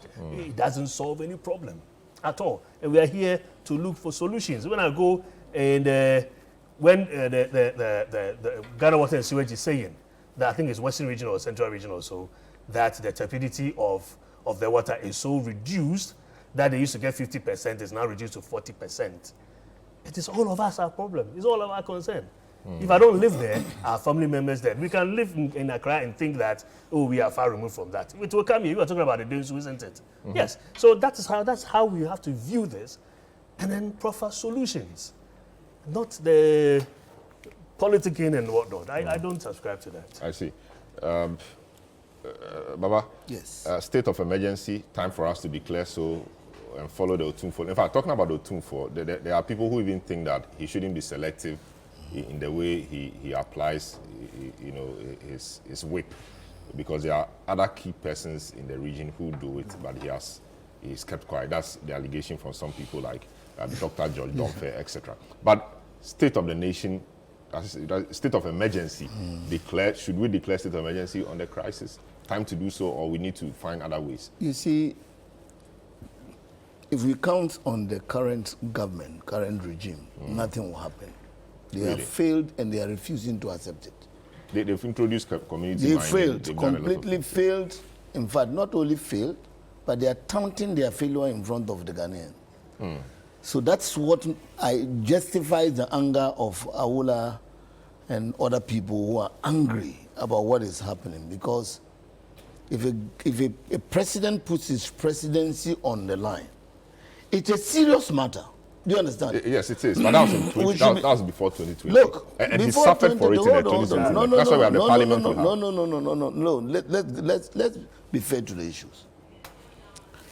All the solutions we are professing today are solutions that are suggestions that was given to them in 2017, myself inclusive. And I've read it to you. Go to 29th March 2017, what I told them. Do you understand? All the solutions you are talking about, Awola is saying that we should look at the regime. I talked about the laws. I talked about the involvement of the traditional leaders. I talked about the involvement of the district assemblies. Do you understand? So, all those solutions we are talking about today are solutions that were given to them. But they thought that they would rather hold. Let me put it in context. When he was talking about putting his presidency on the line, he was justifying why he would frontally face the people in the bush. He was talking about frontally that he was going to use the military, he's going to the police. But he did that. And that was what I told him in 2017, that won't work. When he does that, he's going to waste Ghanaians' time and all those things. It won't work. That's why I'm saying that when you count on him now, I mean, you can put something on nothing. He cannot do anything. The president today, Nana Akufo-Addo, is completely lost. Look, he's coming from Achim. We are all coming from Achim. Go and see the Brim River. The Brim River is one of the worst polluted in his own home region. So please, and you see, it's like people, when you meet somebody today, you see that you want to bring politics, you say, oh, Minneapolis, but know that he is a disappointed MPP member. Anybody you see him and say, oh, want to talk about the economy, then you want to talk about the economy. Oh, hold on. Okay. When you were talking, I didn't talk. When didn't talk, allow you. You are saying you are the one who offered the solution to everything. Really? Really? But he didn't speak. Your minister was saying that the military must go in. No, don't destroy the discussion. I'll allow you to speak. You even told me you were going to banter my distance. I said, fine. No problem. So let me go on. Because you what see, you are saying is what they are saying is that, it's not contradicting what Atufo said. What I'm saying is that if you are asking me about emergency, and I'm saying that you can't count on this government for anything. When it comes to illegal mining, because they have failed, they are refusing to accept it, and they are even touting their failure in front of Ghanaians. Do you understand? That's why I'm saying that all the solutions that we are professing today are solutions we give them. But if they fail, and you see, that's why when other panelists were saying that, oh, it's like a musical chairs, other people come down, please, don't think that everybody is the same as Nana Akufo-Addo. No. I see. Nobody, we are not all the same. People have differences. People have experiences. People have different way of handling matters. We try to solve it. And as he was saying, I didn't say there was no law. I said that there was not an in-between law that caters for that people who claim to be small scale by using heavy moving material. There is. No, it's not. Go and look at the laws. place. You can't look at laws. So we were trying to develop a law that will cater for that in between. Do you understand? The medium scale type of mining.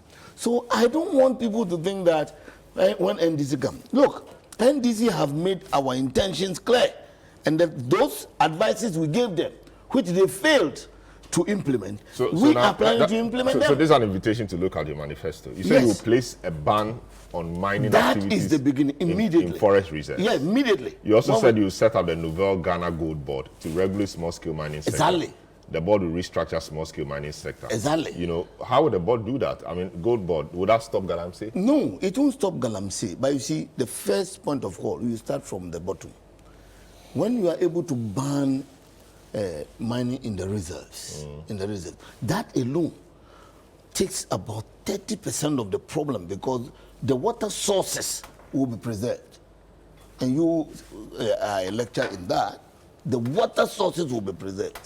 For example, the Brim takes its source from is it the Etiwa? Etiwa area. Now go and see Brim. What you are showing here is even better. Do you understand? It's because along the line, all the way. And the sad aspect is how this government has allowed Chinese people to and they are working with them.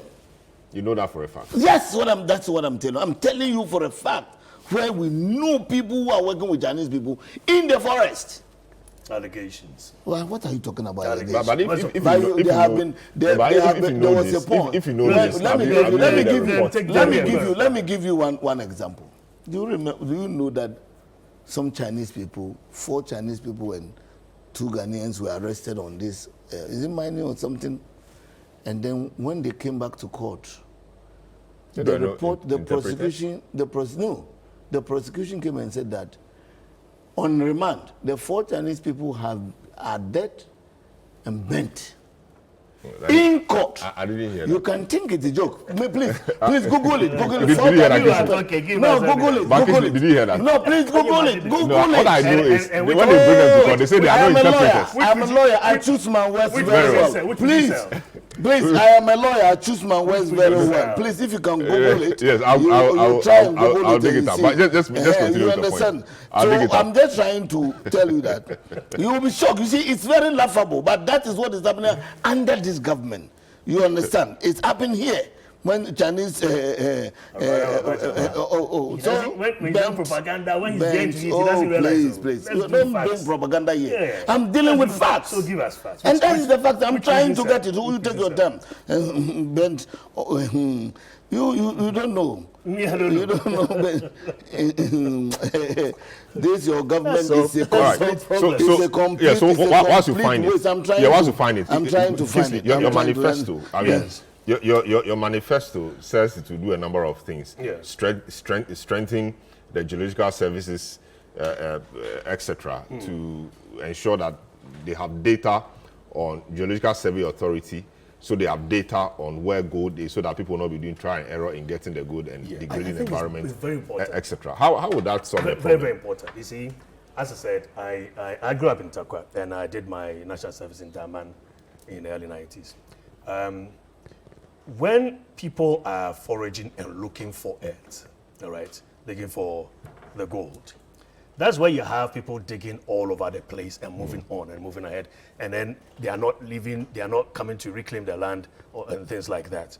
But if you have data that says that this place is where it is, this place it's not there. Please, I've found it. I am on the floor. Let him land. I've also found something. You also found something. Something. So I'm not doing propaganda. But whatever something you found, you have to interrogate. No, of course we'll interrogate. But let's make your point. No, make your point. Land, yes. So that's a huge initiative where you have probably this whole place or this whole desk, and then we can pinpoint the survey department is resourced. No, I'm not laughing. The survey department is resourced enough, all right, and it's done all the survey to say this is exactly where you go to.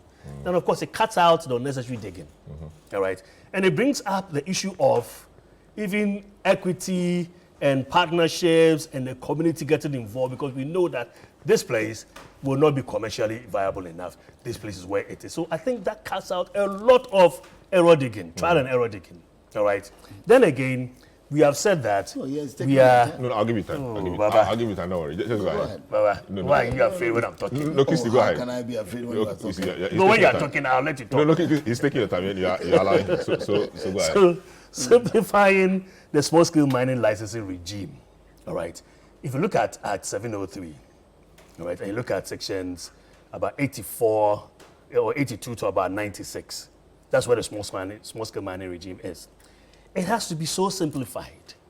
And the issue of access to even getting the license.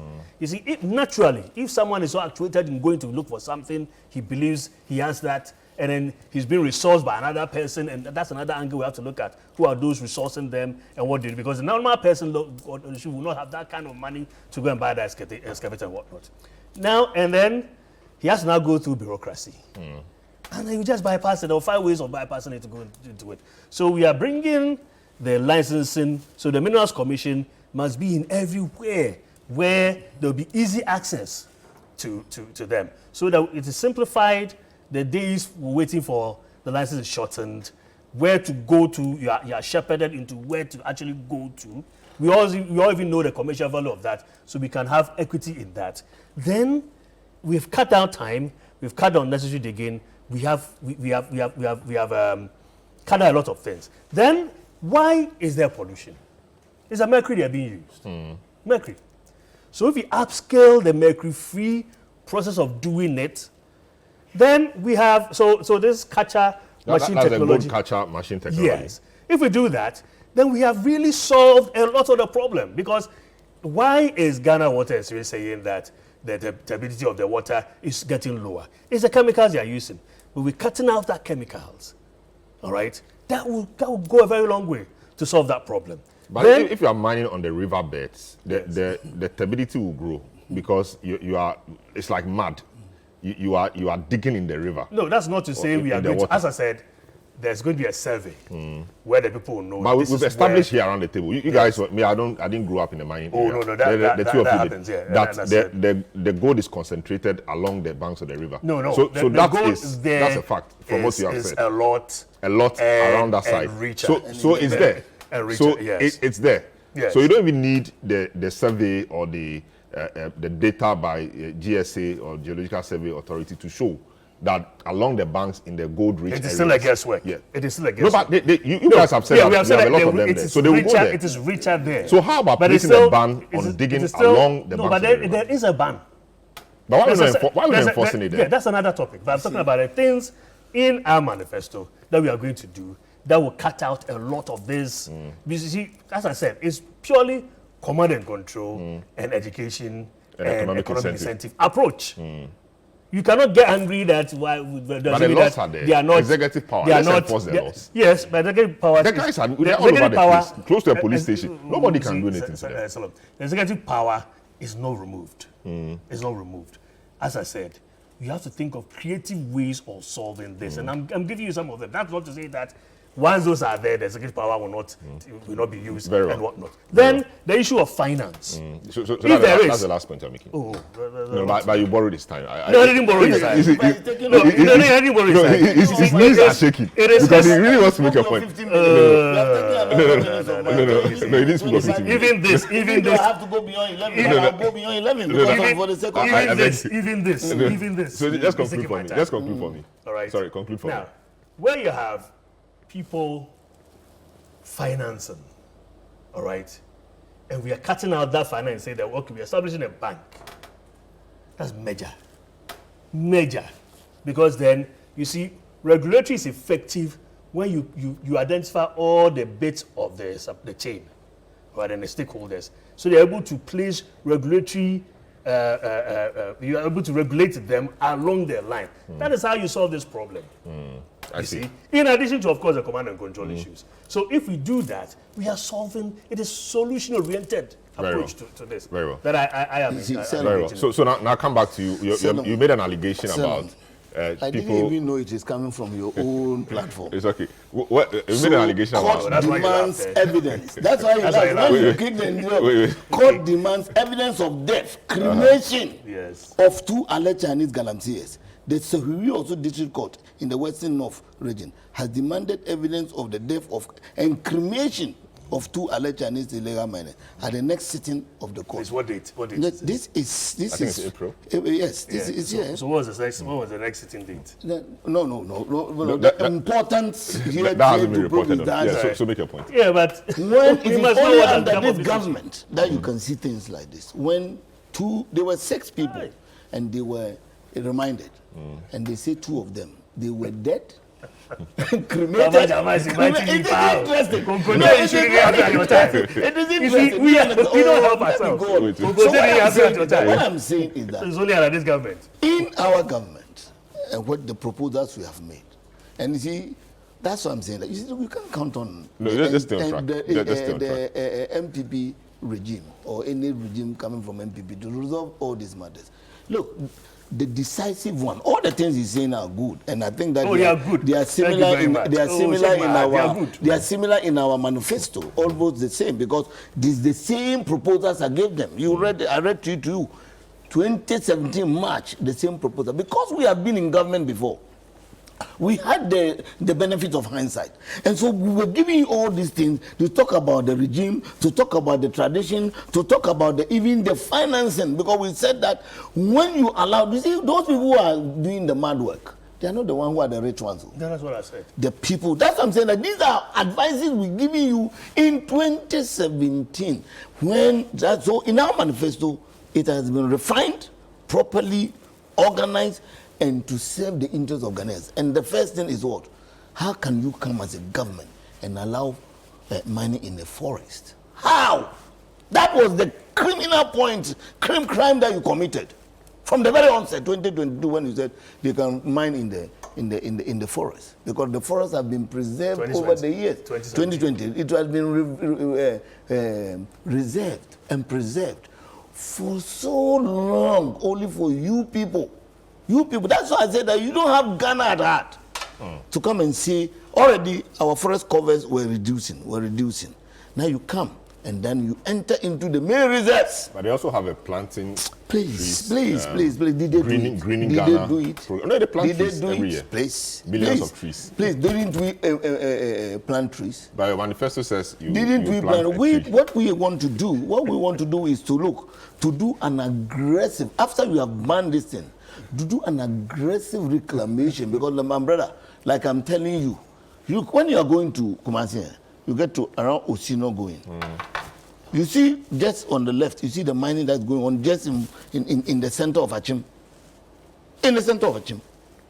I see. And they do this thing and they don't reclaim it. That's why we have said that we'll do an aggressive reclaiming. They're talking about the regime thing. The laws that Awula was talking, the lady was talking about, we have already proposed we will revoke and review all the laws. Do you understand? All those destructive laws that your party came to put in place. We are going to change it. We are going to revoke those we can revoke, repeal those we can repeal, review those we can review, and put in place a proper regime. I see. You see, my brother, it is important for us to know the difference between MPP and NDC. What NDC is bringing a failed vice president, a try and error person. NDC is proposing a tried and tested president who today, all economic factors, all social factors, everything is vindicating him as being one of the best president that we have in Ghana. Tried and tested person who was rejected by the people. Yes, because of the serious lies and propaganda that was done against him. And today, have they been able to prove he has houses in Dubai? Ghanaians got angry because they heard, John Mahama has houses in Dubai. John Mahama has done this. John Mahama's ministers were corrupt. John Mahama had too many ministers. All the things, John Mahama was borrowing too much. I see. Now you have borrowed 10 times what we have borrowed. And then, so that's the difference. And I want to say, I'm responding to the statement some panelists have made that, look, we are not going to be the same as musical chairs that changes. We are bringing proper. That's why our manifesto. Our expression has ruffled the two of you. Yeah, because our manifesto proposes serious solutions to the problems of this country. Look, when you talk about, you have not given me my time. You have not given me my time, please. You took all my time. Sorry, you have a few more minutes. What I want Ghanaians to understand is that, and when we are talking about mining, so I want to concentrate on mining.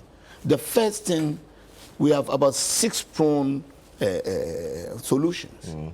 Talking about this regime of laws and all these things. The district, we have proposed that. So you want to place a ban on mining activities. You want to amend the minerals and mining laws to impose stiffer punishment on mining in water bodies. That's right. You want to decentralize regulatory and licensing processes for artisanal every mining community. Tree for life reforestation policy. Yes. And the Blue Water Initiative to heal and harness the environment by turning areas degraded by illegal mining into economic and ecological recovery zones, hubs and among all these, and gold board. Among all these, one of the major which will restore our dignity as a country is to revoke that destructive law these people did. The mining in the forest reserves. Because you see, when you have your source, and a president who claims that I put my life on the line goes to pass this law, then it tells you that man. That's why Imani is saying that we are not serious. We are not serious because he sees a bunch of unserious group in government. Excuse my words for lack of better word. Bunch of unserious people in government who are just doing anything. Don't care. Look, this government has touched every sector of this country and destroyed it. Talk about education, talk about health, talk about rules, talk about whatever. But mining is even worse. Because mining, if one of the things that we will ensure, which I know there are plans, because look, we are not going to come to government thinking about what we want to do. We have taken our time over the 4 years. Oh, no. The government says he's putting all his ministers in place in 14 days, and in 90 days he has a government running. He said it at the manifesto. 14 days, he will mention all his frontline ministers. 90 days because of the parliamentary approval process, which is not under his control. So that's why he put it at 90 days. By 90 days, he has put all his team together, and because we already have solutions that we have thought over. From hindsight, our experience in government. Now we're also coming to a point where we have taken 8 years to look at this. We had a group called Lab. They took the problem of this country one by one and analyzed them. And that's what has culminated into the resetting agenda manifesto. The People's Manifesto, the reset. No, the last time was the People's Manifesto. It's part of it. But I'm saying that this time we are resetting Ghana. You see, when we say we are resetting something, what does that mean? It means that the thing is on board. To factory setting. We have to set it back to the factory setting. Because this government... we are resetting from 2016 settings. Oh, yes. We are resetting it to 2016 to continue with the agenda, the development agenda that was in place. So don't let people compare MPP to NDC. Very well, very well. All right. We are in two different worlds. Wrapping up. So before Awula comes in, our correspondent in the Western region, Akwesi Ajay says there's a fact that Chinese are being used to front in most areas, and operators have been given lines. He gave an example of the Draw Forest in the Dra area, where better land is being given licenses to operate. But he said when you go there's Chinese, you see they're doing Galamsey, and Dra is in the northern part of the Zima East municipality of the Western region. Awula, I know you want to make a point about the regularization of the mining activities, etc. So let's hear you, Awula. Well, you see, all I'll say is that, just like armed robbery, you can't regularize it. What is wrong is wrong. I understand the sentiments in place, but all I'm saying is that until your regulatory body is strong, we're going to come to the same thing. Right now, we can all see what is going on. What is stopping anybody from dealing with it? We seem to be allergic to enforcement, not just in the mining sector, whether it's noise pollution, everywhere you go. Our institutions seem to be unable or unwilling to deal with this. And also, let me correct something. What I was talking about was arranging chairs on the Titanic. I think that our political party should be Ghana, NDC, MPP, whichever party. we face an existential threat. So we must all put Ghana first. I think any sensible person can see that the state of affairs is simply not sustainable and will all disappear if we continue this way. So we need to come together and have something cross-party. Anybody who wants to come to power should subscribe to this. Yes, I like what was said. We must repeal LI 2462. It is not negotiable, especially Section 3.2, which allows for mining in forest reserves, including globally significant biodiversity area. Since about 12 licenses have been given to mine in forest reserves, including the Draw River Forest Reserve, which is a globally significant biodiversity area. This is terrible. This is simply unacceptable. So if we want to improve what is going on, we cannot be making the situation worse by passing perverse laws. Very well. Great. Franklin, your concluding remarks on this. Well, I'd like to conclude on that lighter note my good friend Jamal shared. You know, I was Googling the story as well. I saw the story much earlier and I wondered whether it was really true. But we've not heard anything since April 12th. Is it a cremation, the prosecutor? The cremation, yeah. I mean, but you see, isn't it clear exactly why we'll be fighting Galamsey? ChannelOne came into the country. We don't know how she managed to get out, but she came back again. And the senior minister said, well, look, what is ChannelOne's value really in this whole conversation about Galamsey? We can exchange it for some freebies from the Chinese. And it's indeed true that the Chinese were a bit more, you know, they look with a bit more pity with this government than the previous government. There are things I know that I can't share right now, but I know on authority that they were very much angry with the previous government because they sacked them from the country. But then, having said that, so Pripon Boating also told us about missing excavators. It looks as if it's the same format. Drones that were bought, we don't know where the drones are today. Almost everything that we procure to fight Galamsey get missing one way or the other. Now human beings are also getting missing and getting cremated. That's the end of it. Very well. Dr. Kwapon, your concluding remarks on this one. Yes, so again, the recognition is there that it's a major problem. The enforcement regime is critically important. Both parties are putting out things that they want to do. But I still want to go back to this alternative livelihood program. And I'm really interested in this government sharing lessons they've learned in trying to implement that, because I believe it's also a critical component in the fight against this. I'm actually surprised I didn't see it in the MPP manifesto as part of their small-scale mining sector proposed solutions. But I believe it does hold some promise in dealing with the perverse economic incentives that come with Galamsey. Very well. Well, so we make progress. We take a short break. When we come back, we deal with the politics. I'm seeing. Okay. So we will take a short break. When we come back, we deal with the politics and read some of your messages. So this segment of the discussion, my guests have been Abula Sewa, coordinator of Eco-Conscious Citizens, Kinsla Mwakwa Bodu of the MPP, Baba Jamal of the NDC, Franklin Kujo, Imani Africa, and Dr. Saib Kwapon, CDD fellow, political researcher. Short break, we'll come back and hit the politics and the EC and matters arising. Don't go away. All right, you're welcome back. This is a big issue. The political parties have been making promises, NDC, MPP especially.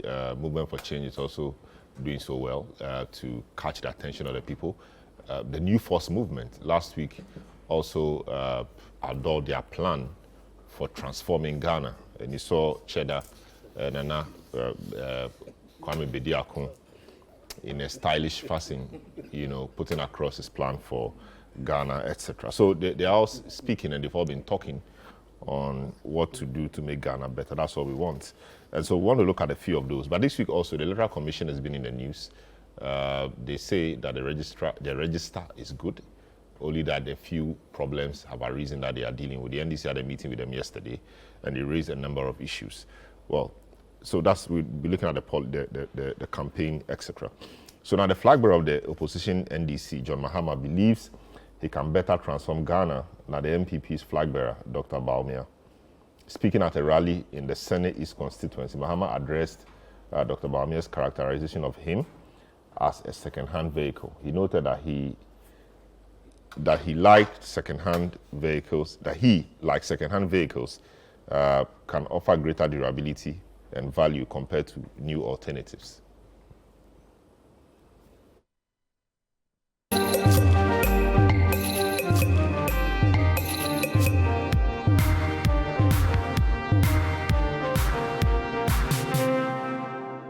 Obiana Okaho, I say, Omode Yemai, Basa Yetimo Akoshiaseno.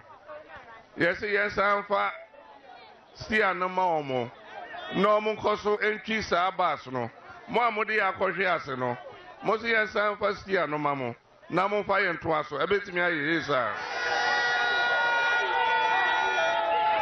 Ezu Elsia should driver for fro.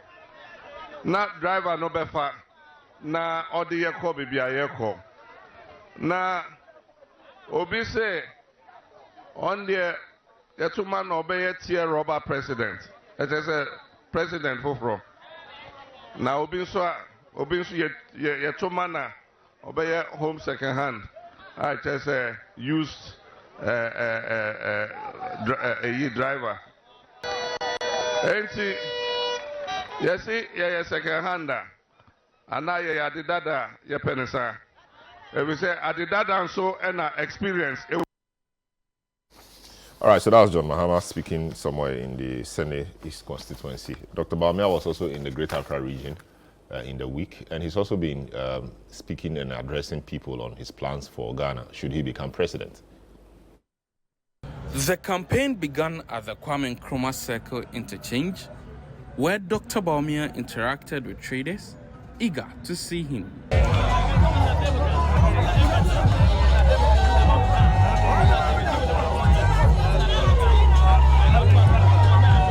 The team then proceeded to the Kanishim market, where the reception was equally warm. Dr. Bawumia addressed party supporters and market women, assuring them of a better life under NPP governance. Media Minyandi President Pen. And Timovo Tima Dr. Bawumia Mubenya brand new tier robber president.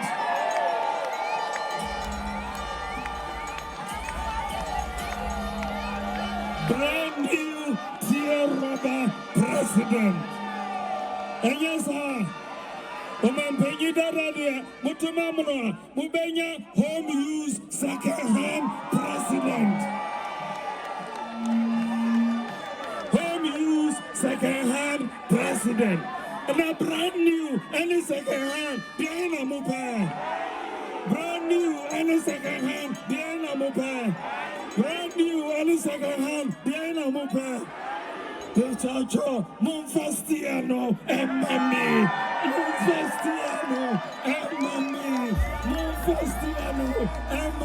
During his campaign at the Kanishim market in the Okaikwe South constituency, Dr. Bawumia detailed tax reforms, the SME Bank, the Women's Trade Empowerment Fund, and initiatives aimed at providing jobs for the youth as policies tailored to address Ghanaians' needs. Port Hono, Yabasasa import duty regime no our Port Ho. Port Ho, Yadi flat tax eba in cities. U container eba unimad cities are ubetria. A spare parts now the container 40 footer eba unimse sawedia a 20,000 cities ensisa a flat rate obia betrianasa. In Ghana, your import duty and Togo import duty. Ghana import duty will be lower or the same as Togo import duty. Yansisano, the new bank, Ejadifo Bank, SME Bank, Ghana, Ama Ejadifo. A stakeholder interaction with chiefs, clergy, and business leaders was held at the Kaneshie Pentecost Church. Dr. Baumia highlighted the improvements in secondary education due to the NPP's free SHS policy. We are achieving gender parity, and in addition, performance of the senior high school at Peja, Nanipa Bebre say quality, yet the free SHS bar quality better for. And then we share Waxy exam performance. Waxy exam 2016 pass rate 45%. 45%. And then 2023 pass rate I could do 64%. The campaign then moved to the Okaikwe Central Constituency, another NPP stronghold. At a stakeholder engagement held at the Apenko Market, attendees expressed their readiness to vote for the NPP and Dr. Mahmoud Baumia.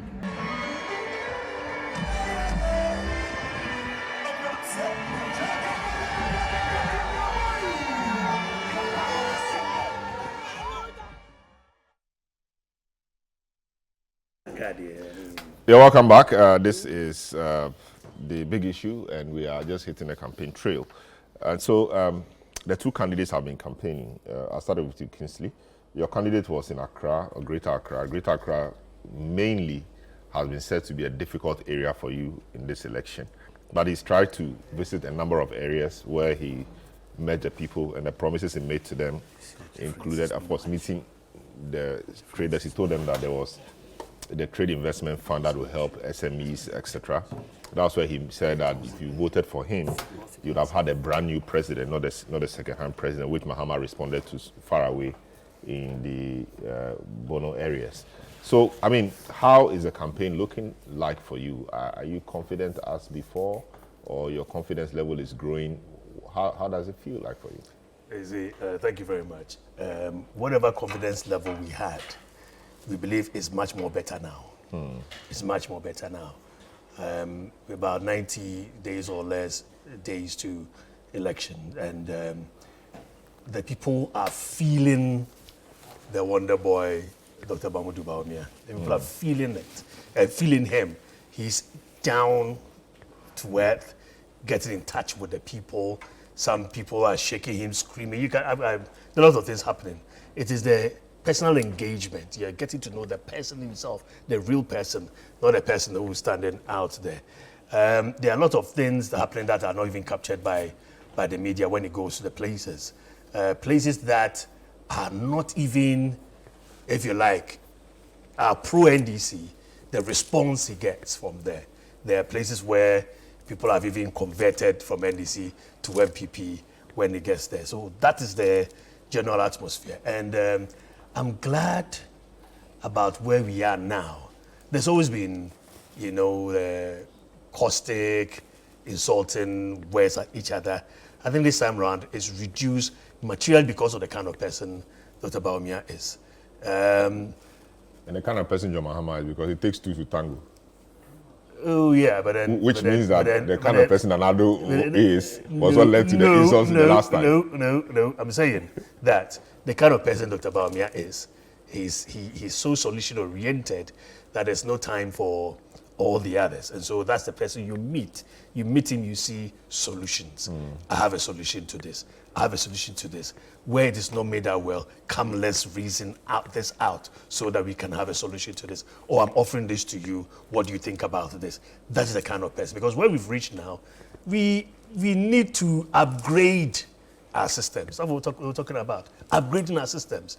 Not resetting to where we were that the people rejected. No.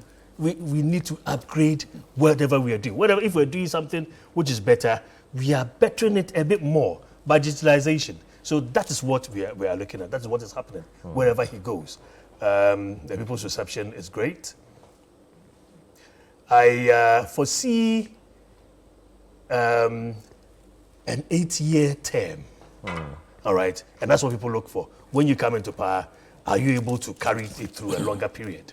And that alone people look at that and then, okay, if you are the person coming and we think you can do 8 years term, are you solution oriented? And that's the person we have in Dr. Baumia. I see.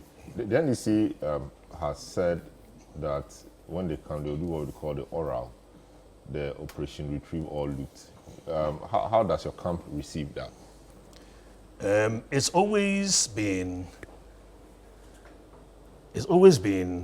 the idea of the NDC to, put, or the concept of people, or strategy of NDC, to put ideas in people's minds. As if when they come, they will stop every corrupt practice that's happening in Ghana. There was corruption on their watch. They couldn't solve it. You see? So, and when they think that their political base is not galvanized enough, they come up with some of these things, and then they gather somewhere, wear red shirts, and they go and deliver a petition, and then they would have galvanized their base. And these are political gimmicks they are doing. It doesn't amount to anything. What is needed is to strengthen institutions. If you don't have any idea that you strengthen institutions, and you just say that when I come, I will retrieve all that is lost. What are the mechanisms? You're going to use the courts, isn't it? You're going to and investigative bodies and all. Investigative bodies and all that. All those investigating bodies are working now. All right, it will end up in the courtroom. The persons also have lawyers, because it is one thing saying someone is corrupt, someone is doing things, this and that. There's another thing having the evidence enough, which is not propaganda based, but having a credible property value evidence going to court, it going through the system. And so none of us are for corruption. None of us are for saving any individual, whatever. None of you means MPP members. So MPP members or Ghanaians, okay. Because we're talking about Ghana. Ghanaians are not into saving anyone or shielding anyone. So if someone has committed an offense, that person must face the rigors of the law. There's no doubt about that. It is not because it is NDC who is doing it or MPP who is doing that. It is a national issue. And then they go through the legal systems. I see. You see. So that is just galvanizing the base. Baumia has been very active. I mean, breezing through the regions here and there. I mean, meeting people, galvanizing his base, just to borrow Kingsley's phrase. No, this is not galvanizing. This is engaging the people. No galvanizing. The base, we are ready, super. But just allow me to use it. And people have said that they are not seeing a lot of Mahama on the ground. Is it what's the problem? Are we not seeing you because you are doing well, or is it because we are not seeing you because you are not moving? What's the point? What's the issue? And Baumia is saying that in him you have a brand new president, someone who can take it to 8 years, not somebody who will come 4 years and will go away. Please. If you are in Accra and you are not following the campaign train, you will be saying that you are not seeing John Mahama enough. But as I even talk now, is in the Bono region and beyond. So as for the campaign is going on the way we scheduled it. We had a plan. We will launch our manifesto. After the manifesto, we go in, and all those things are going on. We just held our NDC legal conference. He was there to address us, and all those. He has been active all around the place. So as for his presence, there is correct. And you see, I like the last part of what my brother here said, that if you are guilty or you have committed a crime, you should be dealt with. And that is the response oral is given. And if you don't know, you have not followed or read the... Oral means Operation Retrieve All Loot. Okay.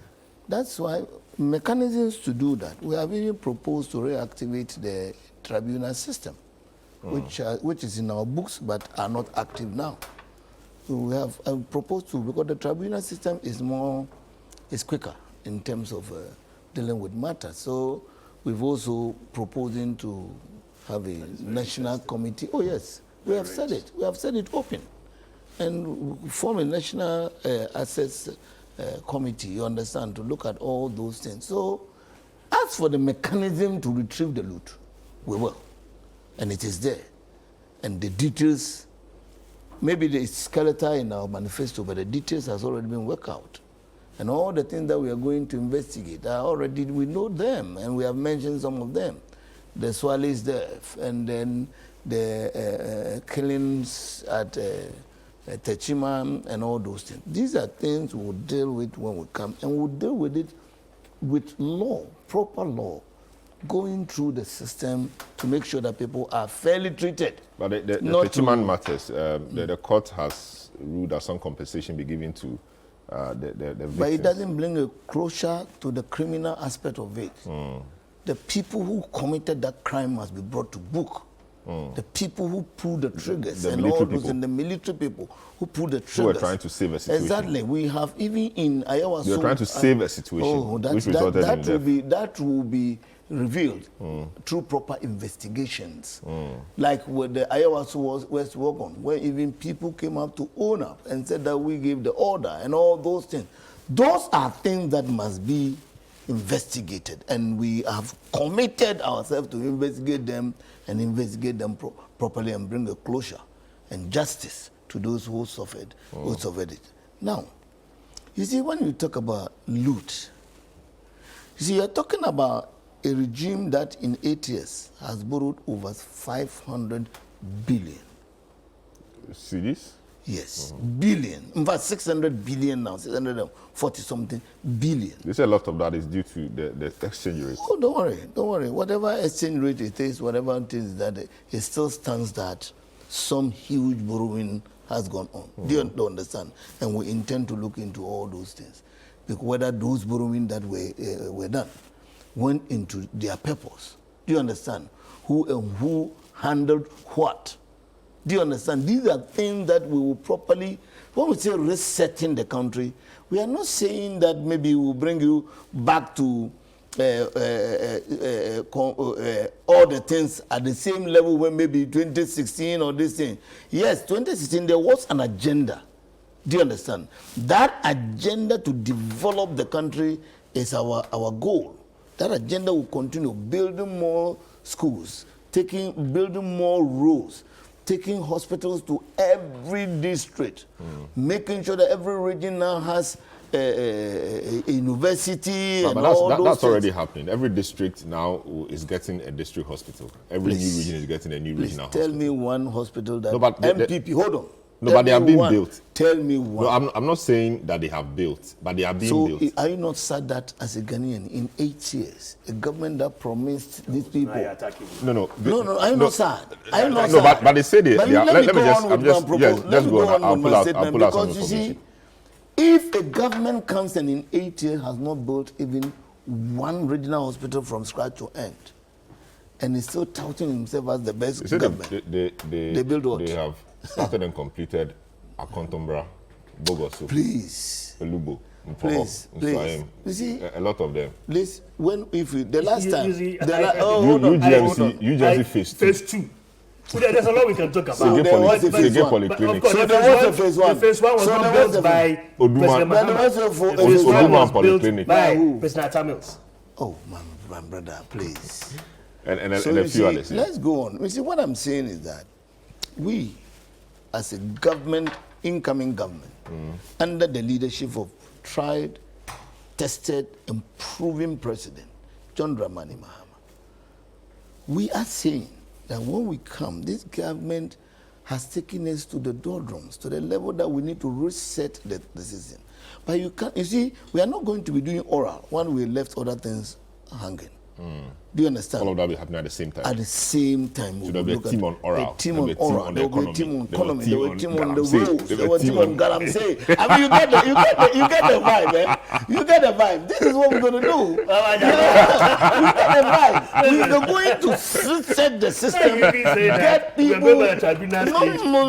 No, yet the tribunal, we are coming. We are coming with the tribunal system. We are coming with the tribunal. Is it not legal? It's not legal. But it's It's law. It's by law. law. So. It's in our books.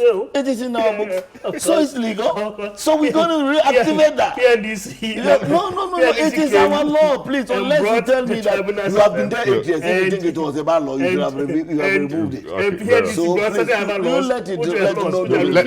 him learn. I'll go to the tribunal system, which is legal in our system, and we're going to reactivate it at all levels. District, region, and national. There's no district laws. There's no. Hold on. Okay, whatever is that? It's only regional. Very good. Thank you very much for the correction. We will activate it. That is the most important. Yes, regional. I don't say all levels. Well, when I say regional, I'm talking. So there's no district. There's no public tribunal. There's no. Hold on. Did I mention? You said all levels. No, just go ahead. Just go ahead, Mama. You said all levels. Did I mention sector? Yeah, but you said all levels. regional. I'm specifically mentioning. Just go ahead. Regional and all those things. That's what I've talked about. My brother, if that is what is scary, it's not scary, please. It's scary, very scary. It's law. It's not scary. We are back to those times. No. Yeah. You see, when we look at the campaign we are going on, and I was surprised he's rather saying that because of Bawumia, that's why we are having a smooth, more issue-based campaign. Who has thrown more insinuations at the other? Who? This type of second-hand rapper. He's the one who's claiming that he's going to be a brand new second. You see, Bawumia is an overrated presidential candidate. Overrated. In fact, he is virtually repeating the same lies that he told us in 2016 that brought them to power. He's completely saying the same thing. When you say that you are coming to review tools, and you are talking about solution, what solution? What solution has he brought to this country? What solution? And the country is in tatters, and you are saying somebody is a solution.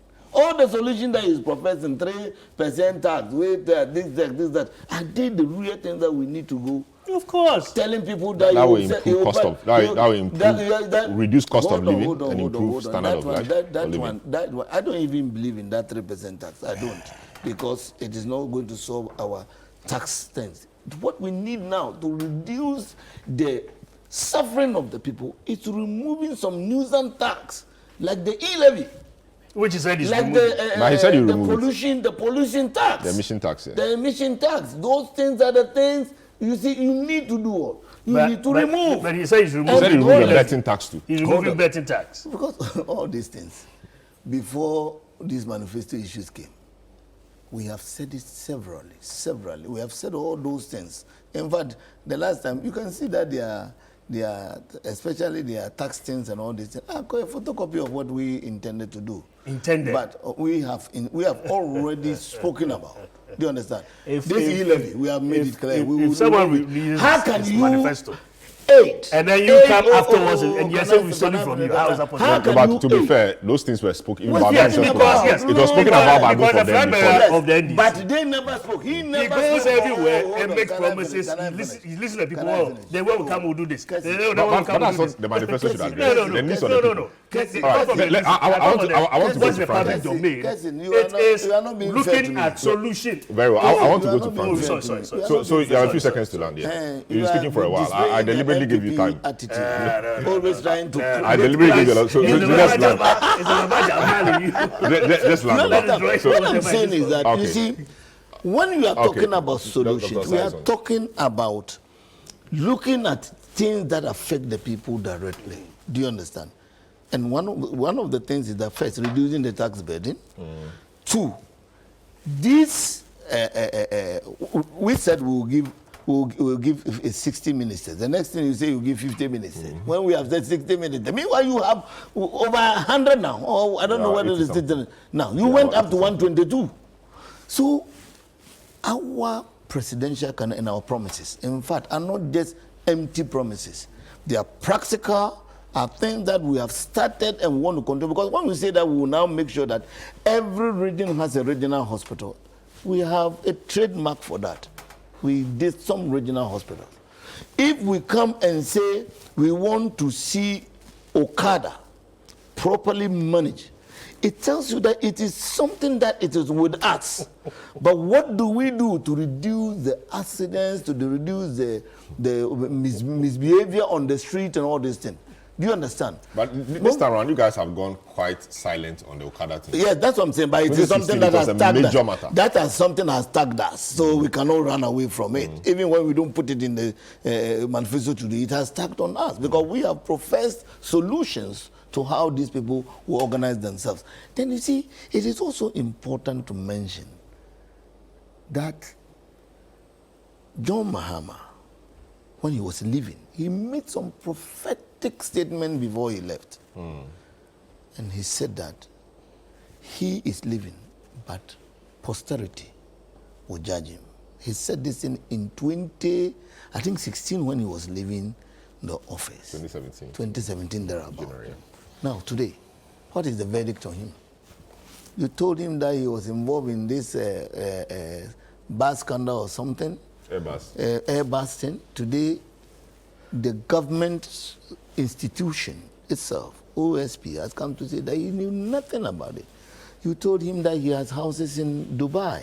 You told him that he has the OSP said he could not connect the evidence. Very good, but that means that he has nothing to it. That is proper. He did investigation. So if you can connect him, it only means that he has nothing to do with it. And the OSP said he shouldn't have until something different. The OSP said actually on page 19 of that report that the way he got involved, getting involved, raised suspicion of conflict of interest, and knowing what he knows, I mean the former president knows, and the issues about conflict of interest.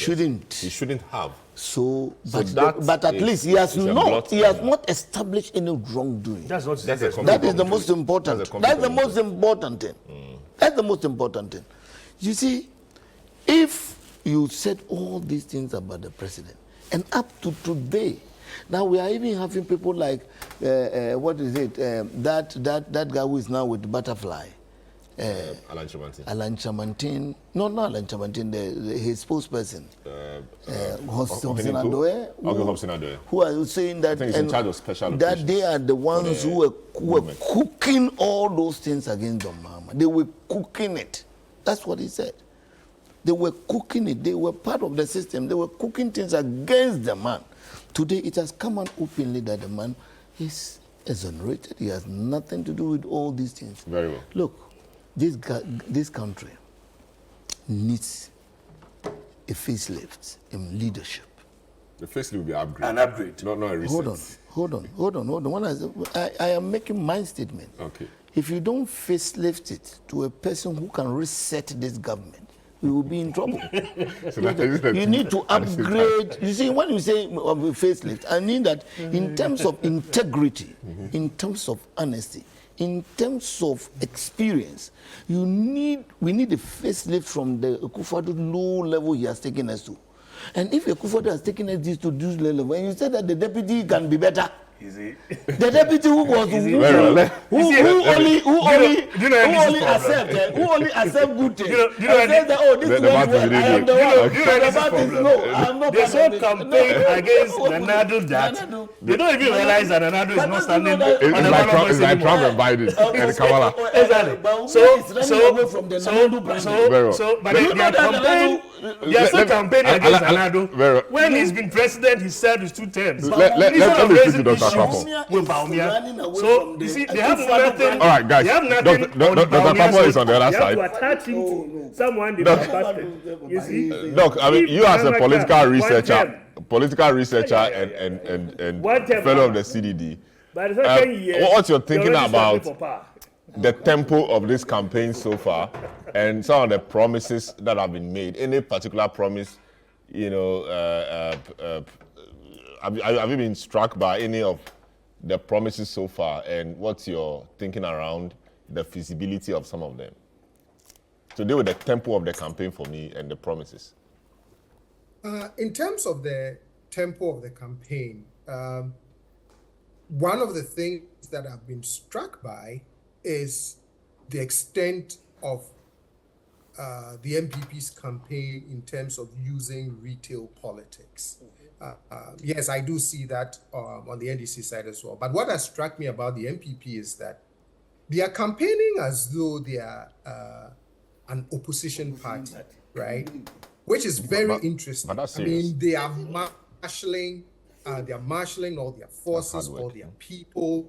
They are going door to door. They are knocking on, every corner, every door that they can knock on. And I have been struck by that, because usually you would think that because of incumbency advantage, not that it makes incumbent parties complacent, right? But it gives them a different level of confidence. That's one. The other thing I've also been struck by is that conventional wisdom would tell us that MPP should lose this election, in the sense that we are at the end of the 8-year cycle that we give all the political parties. There is agreement that we face some major challenges. Ghanaians have, faced some real pinch points as well. But there's also a certain confidence that I am seeing in the MPP's campaign, which, on the backdrop of some of these challenges, I find quite fascinating. I was telling an MPP friend that when you're vim, as I vim, so it's very interesting to observe what is happening, on the MPP but side. that's an interesting one. So how do you juxtapose that against the tempo of the NDC campaign? Which then, when you juxtapose it against the NDC campaign, the energy driving them is all around, also highlighting the challenges that the country has faced. And one of the things that they are also doing, if you notice, is always to tie the Kufuor administration to Dr. Bawumia.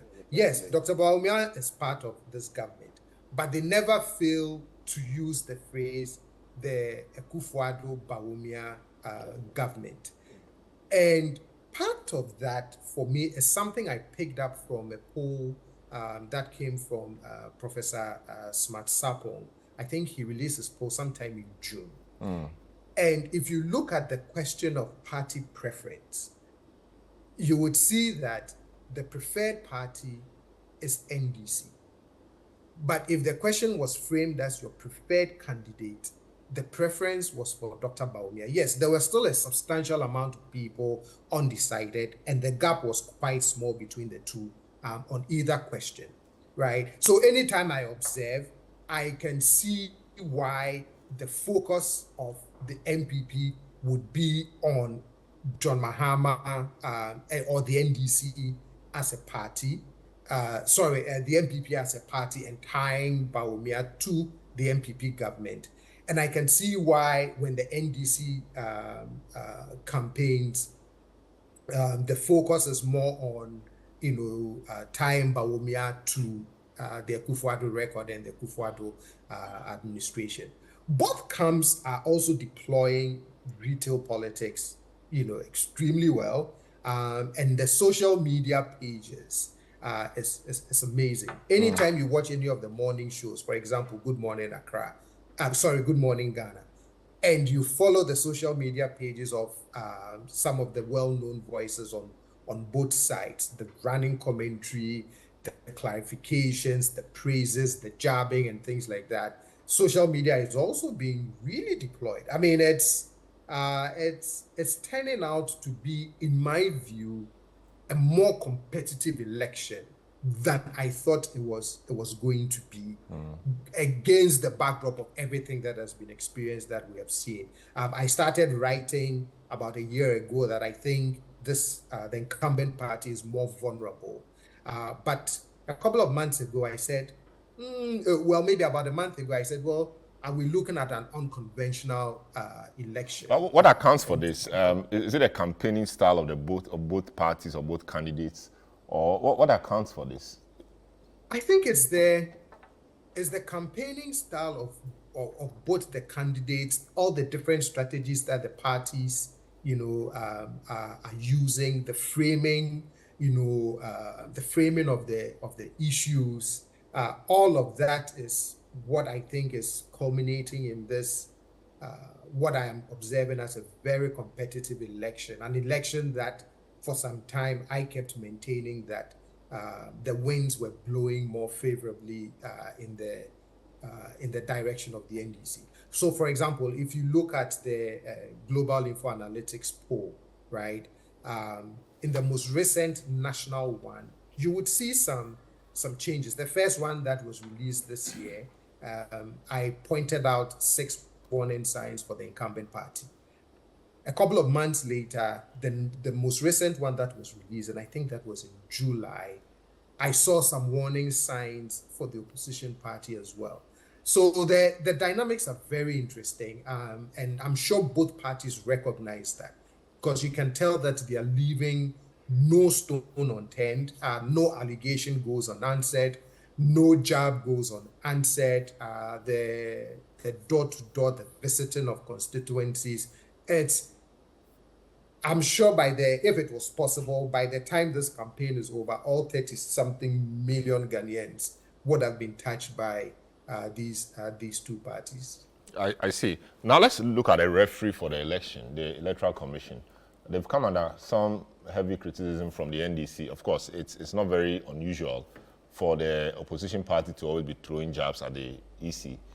But the NDC has come up with some data and figures regarding the recent exhibition exercise and transfers and all of that, such that in Jumaco, for example, they said about 3,000 persons transferred. I mean, the number of about 3,000 people on the transfer list cannot be accounted for.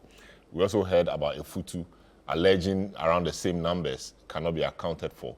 Indeed, the NDC had a meeting with the EC yesterday. They discussed quite a few things. They wanted it live, but that couldn't happen.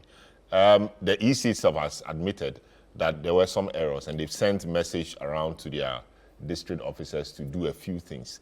How does this look like to you? I mean, the EC, the NDC, in terms of confidence in the register and confidence in the process ahead of the election.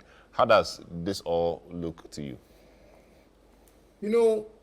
I've often said that I don't know how this started, but throughout the course of this Fourth Republic, we got to a point where our two major political parties have come to believe that their fortunes or lack thereof in an election is reflective of what the EC does or does not do.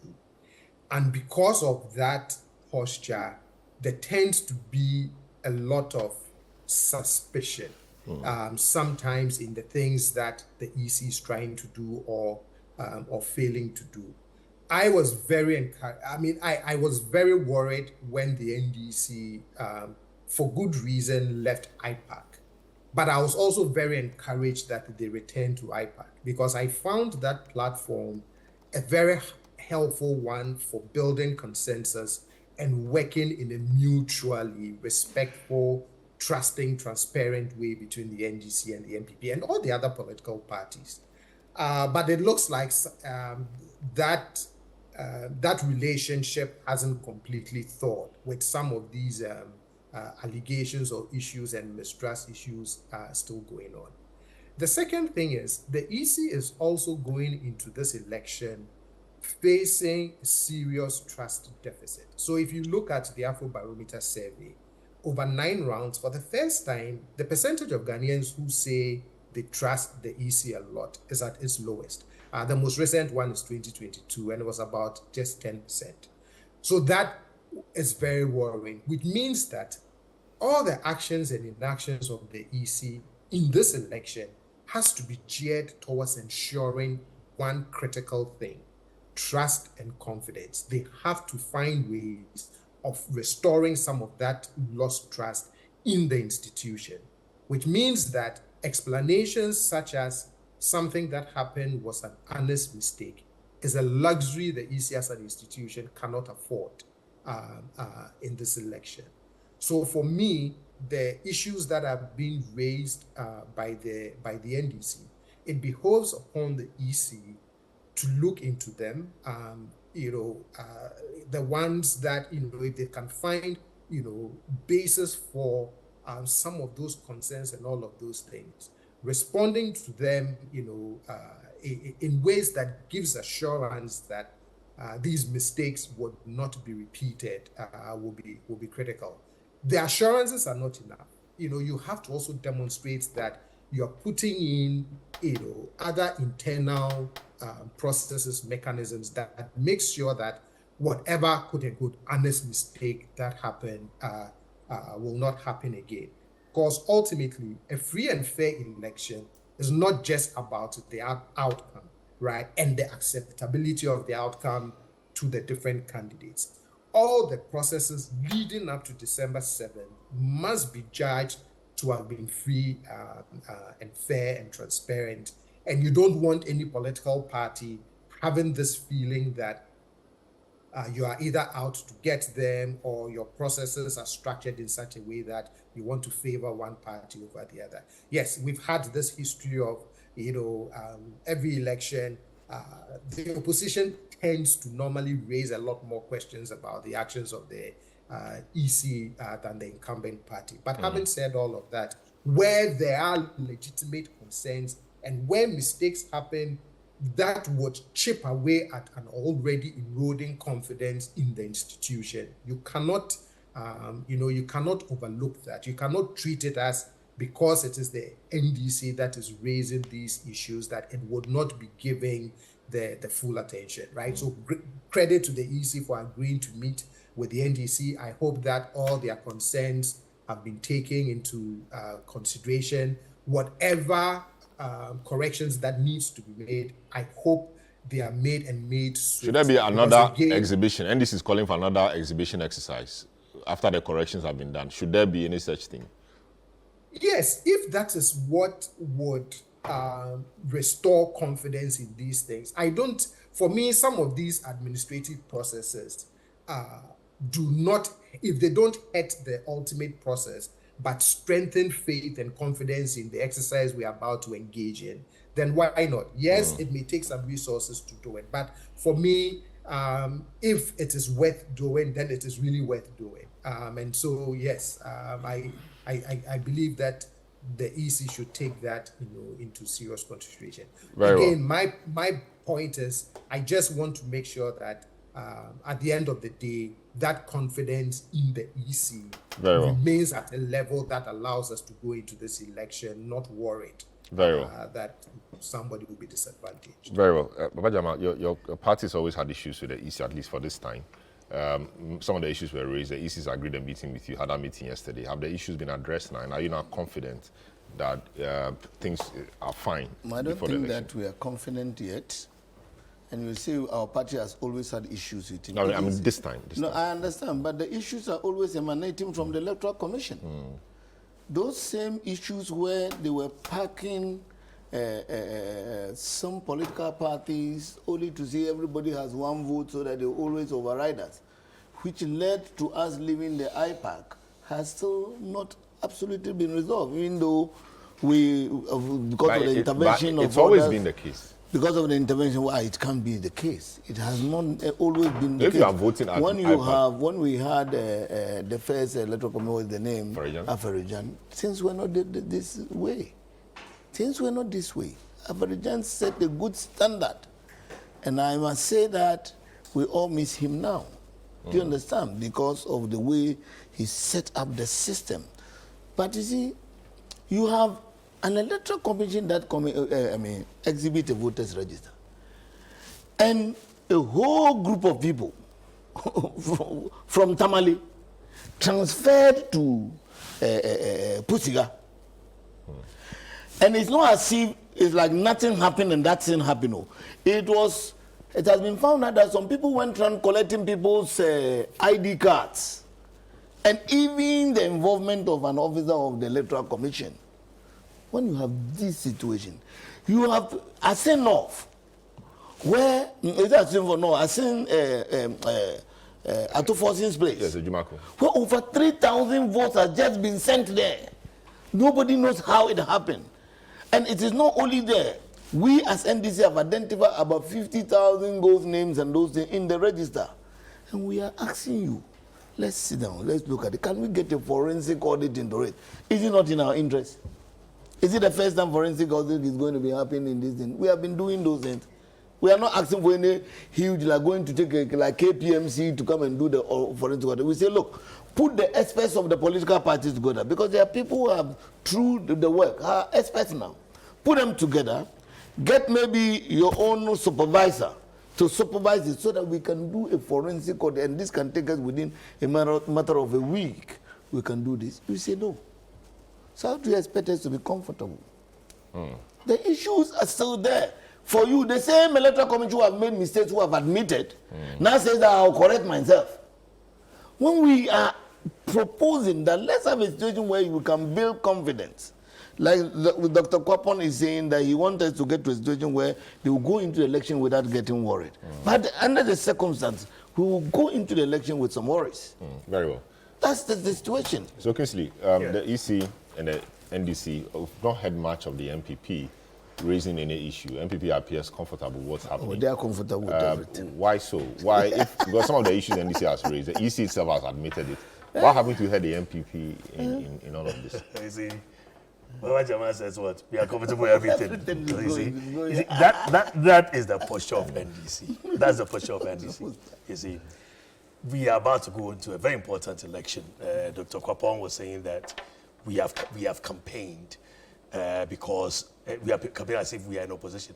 It is out of the respect for the people of Ghana. We have done a lot in terms of roads, in terms of schools, in terms of everything. We've done a lot.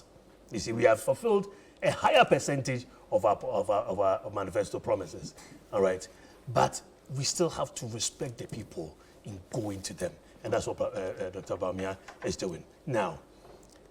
As these are going on, because NDC took it for granted that it was 8 years in, 8 years out, Mukwaya, Mukwaba, the attitude. Then they saw that it is not, when they go to the ground, realize that it's not the same. And so, whilst they are doing their politicking, they're also preparing the people's mind that, oh, even the umpire, the referee is not doing the right thing. So that if they don't get 50% plus, when it's, we said it. The same thing they said before the 2022 election, after the 2022 election, now come and prove they couldn't prove it. The same thing. Let us have confidence in the system. Dr. Farijan, that you touted. But the MPP has been quiet, really. That's the point I'm making. Dr. Farijan, that you are touting. He said something, all right? When we petitioned the election, 2012 election, he said something. Elections are won or lost at the polling station. That is what is important. But when 3,000 people have been brought to come and vote, it will influence the vote. Yes, exactly. And so what that is what you should be. That's what you should be looking at. That's what we are doing. But what you're doing is exercising whatever no, please. EC is the one which is in charge of compilation and making sure the right things are done. We have done an exhibition. That's the essence of the exhibition. That you see that if something is wrong, you flag it up. On this scale, deals with it. That's quite a huge thing. But it doesn't mean that the EC does not have the mechanisms of correcting it, because that is why there has to be an exhibition. But do you think the call for a forensic audit is well placed? We are not. You don't need it. We are not. You see, we are not in the business of tarnishing the image of the EC. So, by calling for forensic audit is tarnishing the image. There is the need for that. It is for the EC to determine. But when issues like this happen, it's like whenever they raise it, MPP becomes the unofficial spokesperson for the EC. That's not how it should be. But that's what happens. Please, that is not right. Ruling party We, in the position. MPP, will look at this election, what the EC is doing. If we think things are right, we will. So what has happened? Is it right? No, you are saying that. No, what has happened? They have admitted. Yeah, so you are saying. No, if they have admitted it, yes. Why don't you focus on them so they correct it? But we are focusing. Yeah, so will you join? Add your voice to theirs to push it, because the 3,000, we don't know where it's come from. It may go against you. I do not think. I do not think. One. Yeah, that's the point I was about to make. I do not think that if people's votes have moved, all right, you are there and then able to determine that it is our people who has been moved. No, but so they raise the issue. So if you are concerned, I think you should also add your voice to this. There's an issue that needs to be investigated. It has to be investigated. But that is not to say that the EC is not in a power to correct whatever. We have not said so. That's what you're saying. We have not. All right, so Dr. Kapon, I'm out of time. But by yes or no, yes or no, Dr. Kapon, do we need a forensic audit? Yes or no? I'm out of time. Dr. Kapon, which is not okay, all right, it's gone off. So this is how we conclude today's edition of the program. No, yes. My guest. But let him get it right. That What he's saying is what I'm getting right is that if Muhammad, if Muhammad correct, what is the problem? Within 2 years, there'll be infighting for whoever is going to succeed. All right, so my guest, Kinsa Malcolm Wedu, member of the MPP Legal Directorate, Baba Jamal of the NDC, former MP Akwetia, you had Dr. Osei Kwapo, CDD fellow and political researcher. Earlier, you heard Franklin Kujo. My name is Selom Adonu. Catch you same time next week. Have a good afternoon.